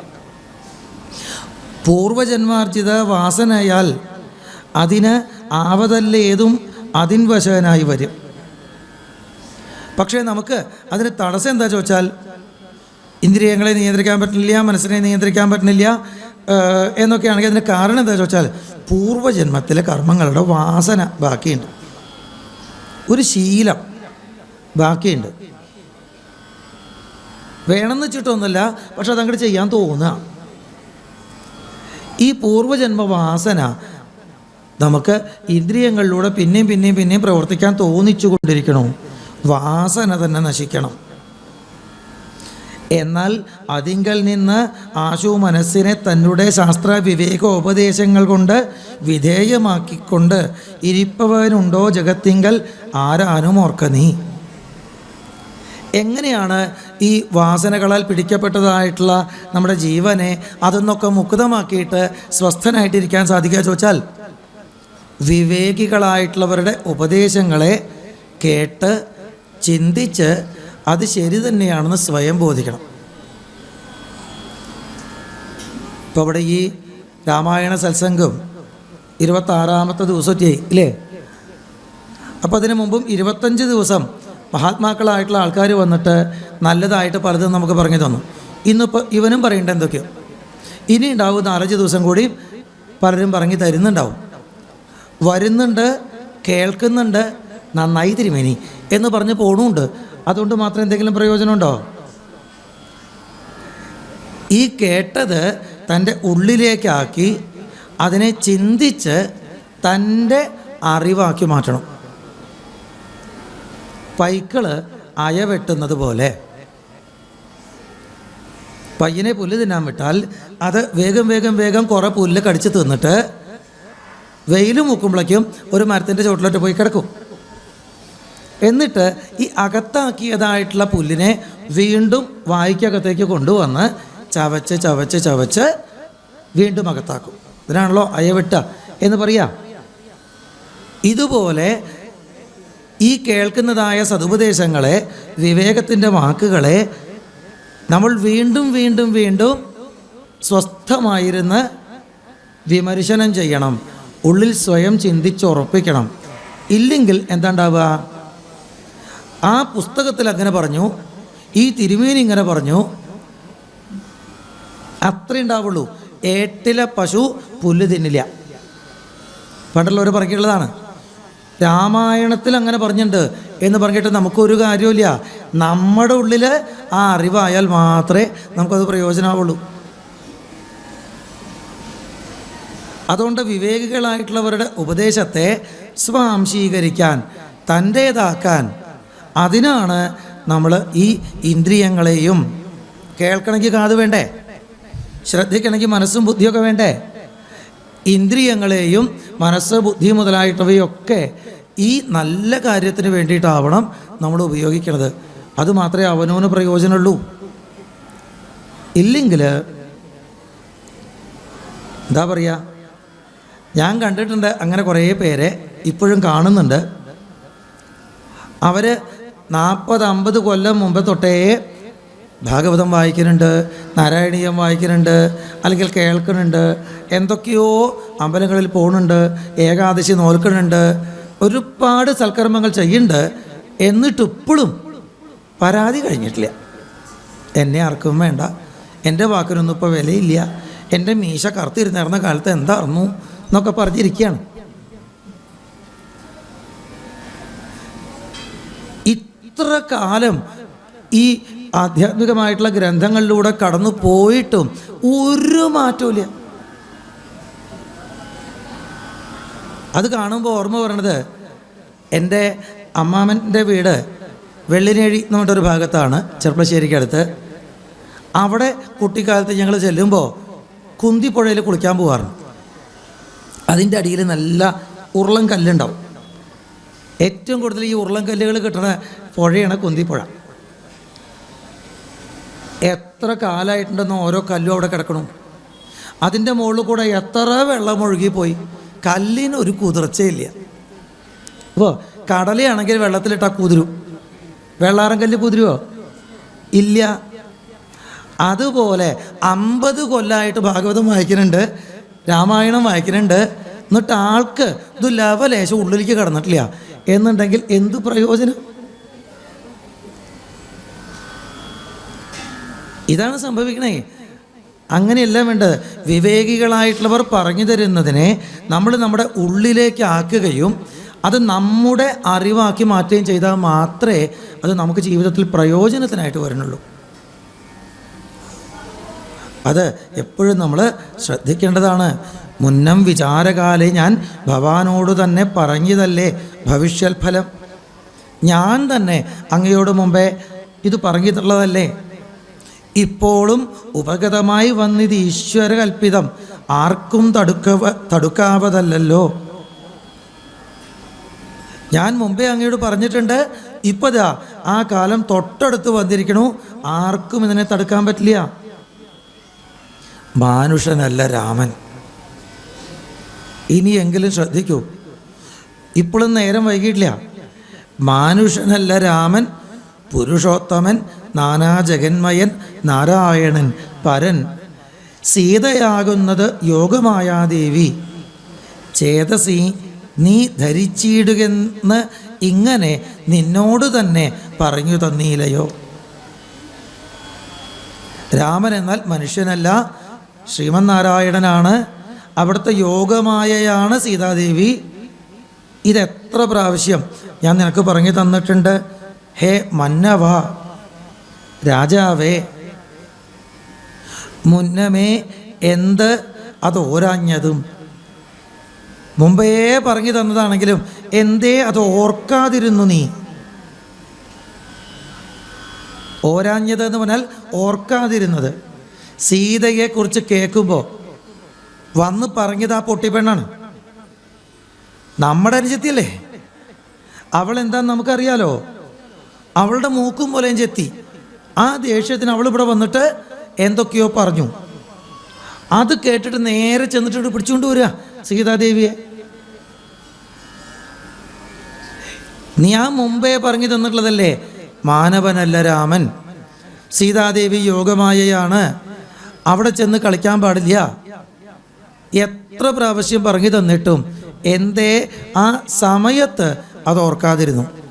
ശൂർപ്പണഖ വന്ന് പറയുമ്പോൾ എന്തേ അങ്ങത് ഓർക്കാതിരുന്നു? ഞാൻ ഒരു നാൾ വിശാലായാം യഥാസുഖം കാനനാന്തേ നരനാരായണാശ്രമേ വാഴുന്ന നേരത്ത്. ഈ അറിവൊക്കെ തനിക്ക് എവിടുന്നാ കിട്ടിയേ എന്നുള്ളത് ഇപ്പോഴാണ് കുംഭകർണൻ ഈ രാവണൻ്റെ മുമ്പിൽ പോലും വെളിപ്പെടുത്തുന്നത്. നമ്മൾ നേരത്തെ പറഞ്ഞല്ലോ, അയാൾ തിന്നുക, ഉറങ്ങുക, ഉണർന്ന ആരെങ്കിലുമൊക്കെ ഉപദ്രവിക്കുക, അല്ലാതെ വേറെ ഒന്നിനും രാവണന് കുംഭകർണനെ ആവശ്യമുണ്ടായിരുന്നില്ല. കുംഭകർണൻ്റെ ഉള്ളിൽ എന്തെങ്കിലും അറിവുണ്ടോ, വ്യക്തിത്വമുണ്ടോ എന്നൊന്നും രാവണൻ ചിന്തിച്ചിട്ടേ ഇല്ല. നല്ലത് എന്തെങ്കിലും പറഞ്ഞു കൊടുക്കാൻ പുറപ്പെട്ടാൽ നിനക്കൊന്നും അറിയില്ല, മിണ്ടാണ്ടിരിക്കുക എന്നേ പറയാറുള്ളൂ. ഇപ്പോൾ എന്തായാലും കുംഭകർണൻ, ഞാൻ ഈ പറയണത് എൻ്റെ അറിവല്ല, എനിക്ക് തോന്നിയത് എന്തെങ്കിലും പറയണതല്ല, ഇത് ഞാൻ എവിടുന്നാ കേട്ട് മനസ്സിലാക്കിയത് എന്ന് വ്യക്തമാക്കി പറയുകയാണ്. ഞാൻ പണ്ട് ബദരീകാശ്രമത്തിൽ, നരനാരായണ ആശ്രമത്തിൽ, ആ കാട്ടിൽ അങ്ങനെ കഴിഞ്ഞൊരു കാലം ഉണ്ടായിരുന്നു. ഇവിടെ പണിയൊന്നുമില്ലോ. ഏട്ടൻ ഇങ്ങനെ ലോകം 3 ലോകങ്ങളും പിടിച്ചടക്കി ഗംഭീരമായിട്ട് ഇവിടെ നടക്കണു. എനിക്ക് പണിയൊന്നുമില്ലോ. പലതും പറഞ്ഞ് കളിയാക്കുകയും ചെയ്യും. വെറുതെ തിന്നാനും കുടിക്കാനും കിടക്കാനായിട്ടൊരു ജന്മം എന്നൊക്കെ കേൾക്കുമ്പോൾ ആർക്കാ വിഷമം തോന്നാത്തത്? അപ്പോൾ അതുകൊണ്ട് എവിടേക്കെങ്കിലും പോവാൻ പെയ്തു അങ്ങനെ പോവാറുണ്ട്. അങ്ങനെ ഒരിക്കൽ ബദരീകാശ്രമത്തിൽ ചെന്നിരുന്ന സമയത്ത് അവിടെ വെച്ച് നാരദ മഹർഷിയെ കാണാൻ തരമായി. നാരദനെ പരിതോഷേണ കണ്ട് നമസ്കരിച്ചിടിനേൻ. നാരദ മഹർഷിയെ നമസ്കരിച്ചു. ഏതൊരു ദിക്കിൽ നിന്ന് ആഗതനായത് എന്ന ആദരവോടെ അരുൾ ചെയ്യുക മഹാമുനെ. ചോദിച്ചു, എവിടെ നിന്നാണ് അങ്ങ് വരുന്നത്? ഈ ബദരീകാശ്രമത്തിൽ നരനാരായണാലയത്തിൽ ഒരു ഗതിയില്ലാത്തവനെ പോലെ, ആർക്കും വേണ്ടാത്തവനായിട്ട് ഈ കുംഭകർണൻ ഇങ്ങനെ എന്തിനാ നിശ്ചയില്ലാതെ വന്നിരിക്കുന്നുണ്ട് എന്നുള്ളത് എവിടെ നിന്ന് അങ്ങ് മനസ്സിലാക്കി? എവിടെ നിന്നാണ് എൻ്റെ അടുത്തേക്ക് വരാം എന്ന തോന്നൽ അങ്ങേക്കുണ്ടായത്? ഏതൊരു ദിക്കിൽ നിന്ന് ആഗതനായത് എന്ന ആദരവോടെ അരുൾ ചെയ്യുക മഹാമുനെ. എന്തൊരു വൃത്താന്തമുള്ളൂ ജഗത്തിങ്കൽ, അന്തരം കൂടാതെ അരുൾ ചെയ്യുക. കുറേ കാലമായിട്ട് ബദരീകാശ്രമത്തിൽ തന്നെ ഇരിക്കുകയാണ് കുംഭകർണൻ. ലോകത്ത് എന്തൊക്കെയാണ് സംഭവിക്കുന്നത് എന്നതിനെക്കുറിച്ച് ചിന്തിക്കണമില്ല, ശ്രദ്ധിക്കണമില്ല. പേപ്പറൊന്നും വായിക്കാറില്ല. അവിടെ ഇൻ്റർനെറ്റ് ഇല്ലേനു. അപ്പോൾ പിന്നെ യൂട്യൂബും കിട്ടില്ലല്ലോ. അദ്ദേഹം സ്വസ്ഥമായിട്ട് ലോകവൃത്താന്തങ്ങളൊന്നും അറിയാതെ അവിടെ ഇരിക്കുകയാണ്. നമ്മളൊക്കെ അല്ല ഇടയ്ക്കിടയ്ക്ക് ചിന്തിക്കുകയാണേ, നമ്മളെന്ന് പറഞ്ഞാൽ ഏറ്റവും കൂടുതൽ ഇപ്പോൾ ഈ ഭാഗവതം വായിച്ച് പറഞ്ഞ ആചാര്യനായിട്ടുള്ള എൻ്റെ കാര്യം ഞാൻ ചിന്തിക്കണം. ഭാഗവതം വായിച്ച് ഒരു ദിക്കുന്ന അടുത്ത ദിക്കിലേക്ക് പോവുക, നാമം ജപിക്കാൻ പറയുക, അതൊക്കെയാണ് ചുമതല. ഇതിൻ്റെ ഇടയിൽ അവിടെ എത്ര വിമാനം പോയി, ഇവിടെ എത്ര ബോംബിട്ടു, ഇതൊക്കെ ശ്രദ്ധിക്കേണ്ട വല്ല കാര്യമുണ്ടോ? പക്ഷേ ഒന്നുകിൽ പേപ്പർ കിട്ടണം, അല്ലെങ്കിൽ അന്നന്ന് യൂട്യൂബിലുള്ള വാർത്തകളൊക്കെ നോക്കണം. നമ്മൾ ഈ സൽക്കർമ്മം ചെയ്യാൻ വിധിക്കപ്പെട്ടവരാണ്. ആ വഴിക്ക് നടക്കുമ്പോൾ പോലും ലോകവൃത്താന്തങ്ങൾ സദാ ശ്രദ്ധിച്ചു കൊണ്ടായിരിക്കരുത്. എന്താ അതിൻ്റെ ആവശ്യം ചോദിച്ചാൽ അറിയില്ല. ഇസ്രായേൽ ഗാസയിൽ എന്താ ചെയ്തതെന്ന് ഞാൻ അറിഞ്ഞിട്ടിപ്പോൾ എന്താ ആവശ്യം? പക്ഷേ നമ്മളതൊക്കെ ദിവസേന അപ്പപ്പോൾ ശ്രദ്ധിച്ചു കൊണ്ടൊക്കെയാണ് ഇരിക്കുന്നത്. ഒരു വിനോദം. അങ്ങനെ നമ്മുടെ മനസ്സ് വെറുതെ അവിടെയും ഇവിടെയും അലഞ്ഞിട്ടാണ് ഈ ഭാഗവതം വായിക്കുമ്പോൾ, രാമായണം വായിക്കുമ്പോൾ അതിൽ പറയണതൊക്കെ എന്തൊക്കെയോ പുതിയ സാധനങ്ങളാണല്ലോ എന്നൊക്കെ തോന്നണത്. ഇത് പുതിയ സാധനമൊന്നുമില്ല. എല്ലാ പ്രാവശ്യവും ഒരേ പുസ്തകം തന്നെയാണ് വായിക്കണത്. അതിലുള്ളത് ഓർമ്മയിലുണ്ടെങ്കിൽ രണ്ടാമത് വായിക്കുമ്പോൾ അത് തോന്നില്ലല്ലോ. ഇന്നലെ വായിച്ചത് ഇന്നും വീണ്ടും വായിക്കുമ്പോൾ എന്തോ പുതിയ സാധനം പോലെയാണ് തോന്നണം. കാരണം മനസ്സതിൻ്റെ ഇടയിൽ വേറെ പല ഭാഗത്തും അലയാൻ പോയതുകൊണ്ടാണ്. അത്തരം ലോകവൃത്താന്തങ്ങളൊന്നും ശ്രദ്ധിക്കാതെയാണ് നമ്മുടെ കുംഭകർണൻ അവിടെ നരനാരായണ ആശ്രമത്തിൽ ഇരുന്നിരുന്നത്. ഇപ്പം എന്തായാലും നാരദ മഹർഷി വന്നപ്പോൾ ഒന്ന് ചോദിച്ചു എന്ന് മാത്രം. അപ്പം അദ്ദേഹം പറഞ്ഞു, രാവണ പീഡിതന്മാരായി ചമഞ്ഞൊരു ദേവകളും മുനിമാരും ഒരുമിച്ച് ദേവദേവേശനാം വിഷ്ണു ഭഗവാനെ സേവിച്ചുണർത്തിച്ചു സങ്കടമൊക്കവേ. അവതാര വൃത്താന്തം അവിടുന്ന് തൊട്ടുള്ളതൊക്കെ ഇവിടെ പറയാം. ത്രൈലോക്യ കണ്ടകനാകിയ രാവണൻ പൗലസ്ത്യ പുത്രൻ അതീവ ദുഷ്ടൻ ഖലൻ ഞങ്ങളെയെല്ലാം ഉപദ്രവിച്ചിടുന്നു. ഇതെങ്ങും ഇരിക്കരുതാതെ ചമഞ്ഞിതു മർത്യനാൽ എന്നേ മൃത്യുവില്ല എന്നതു മുക്തം വിരിഞ്ചനാൽ മുന്നമേ കൽപ്പിതം. രാവണൻ സക്കലരെ ഉപദ്രവിക്കുന്നുണ്ട്. അയാൾക്കാണെങ്കിൽ ഒരു മർത്യനാലല്ലാതെ മരണമുണ്ടാവില്ല എന്ന് വരവും കിട്ടിയിട്ടുണ്ട്. മനുഷ്യന്, മർത്യന് മാത്രമേ രാവണനെ കൊല്ലാൻ പറ്റുള്ളൂ. ഇത് പറയുമ്പോൾ സമയത്തിനുണ്ട് ഈശ്വര, കുറച്ച് സമയമുള്ളൂ, മുഴുവൻ പറയാൻ പറ്റുമെന്ന് നിശ്ചയില്ല. എന്നാലും ഈ കാര്യം നമ്മളെപ്പോഴും ശ്രദ്ധിക്കേണ്ട കാര്യമാണ്. മർത്യനാൽ മാത്രമേ രാവണനെ കൊല്ലാൻ പറ്റുള്ളൂ എന്ന് പറയണത്. രാവണൻ എന്ന് പറഞ്ഞാൽ ആരാ? അങ്ങനെയല്ല, രാക്ഷസ രാജാവ്, അതല്ലേ നമുക്ക് അറിയണ്ടാവുള്ളൂ. ആ വാക്കിൻ്റെ അർത്ഥം എന്താ? ഒരു പേരിനൊരർത്ഥം ഉണ്ടല്ലോ. രാവയതി ഇത് രാവണ, എല്ലാവരെയും കരയിക്കുന്നവൻ എന്നാണ് അതിൻ്റെ അർത്ഥം. എല്ലാവരെയും കരയിപ്പിക്കുന്നത് കൊണ്ട് രാവണൻ. രാമൻ എന്ന് പറഞ്ഞാലോ രമയതി ഇത് രാമ, എല്ലാവരെയും രമിപ്പിക്കുന്നത് കൊണ്ട്, സന്തോഷമായിരുത്തുന്നത് കൊണ്ട് രാമൻ. ഏറ്റവും വിപരീതമായിട്ടുള്ള രണ്ട് നാമങ്ങളാണ്. കരയിക്കുന്നവൻ, സന്തോഷമായിരുത്തുന്നവൻ. രാവണൻ, രാമൻ. അപ്പം നമ്മളൊക്കെ ജീവിതത്തിൽ ഇപ്പം എന്താണ് എന്ന് ചിന്തിച്ച് നോക്കിയാൽ ചില ആൾക്കാരിൽ 70% രാവണനും 30% രാമനും ഉണ്ടാവും അല്ലേ? ഞാൻ ഇതുവരെ ജീവിതത്തിൽ ചെയ്തതായിട്ടുള്ള പ്രവൃത്തികളെ കൊണ്ട് മിക്കവാറും മറ്റുള്ളവർക്ക് ദുഃഖമാണ് ഉണ്ടായിട്ടുള്ളത്, കുറച്ച് മറ്റുള്ളവർക്ക് സുഖവും എനിക്ക് കൊടുക്കാൻ പറ്റിയിട്ടുണ്ട്. ഇതല്ലേ മിക്കവാറും അനുഭവമുള്ളത് എല്ലാവർക്കും. നമ്മളിലുള്ള രാവണനെ കുറച്ച് കൊണ്ടുവരികയും രാമനെ വർദ്ധിപ്പിച്ച് കൊണ്ടുവരികയും അവസാനം രാമൻ്റെ അടുത്തേക്ക് എത്തുകയും ചെയ്യുന്നതിനാണ് രാമായണം എന്ന് പറയാം. രാവണനിൽ നിന്ന് രാമനിലേക്കുള്ള യാത്രയാണ് രാമായണം എന്ന് പറയപ്പെടുന്നത്.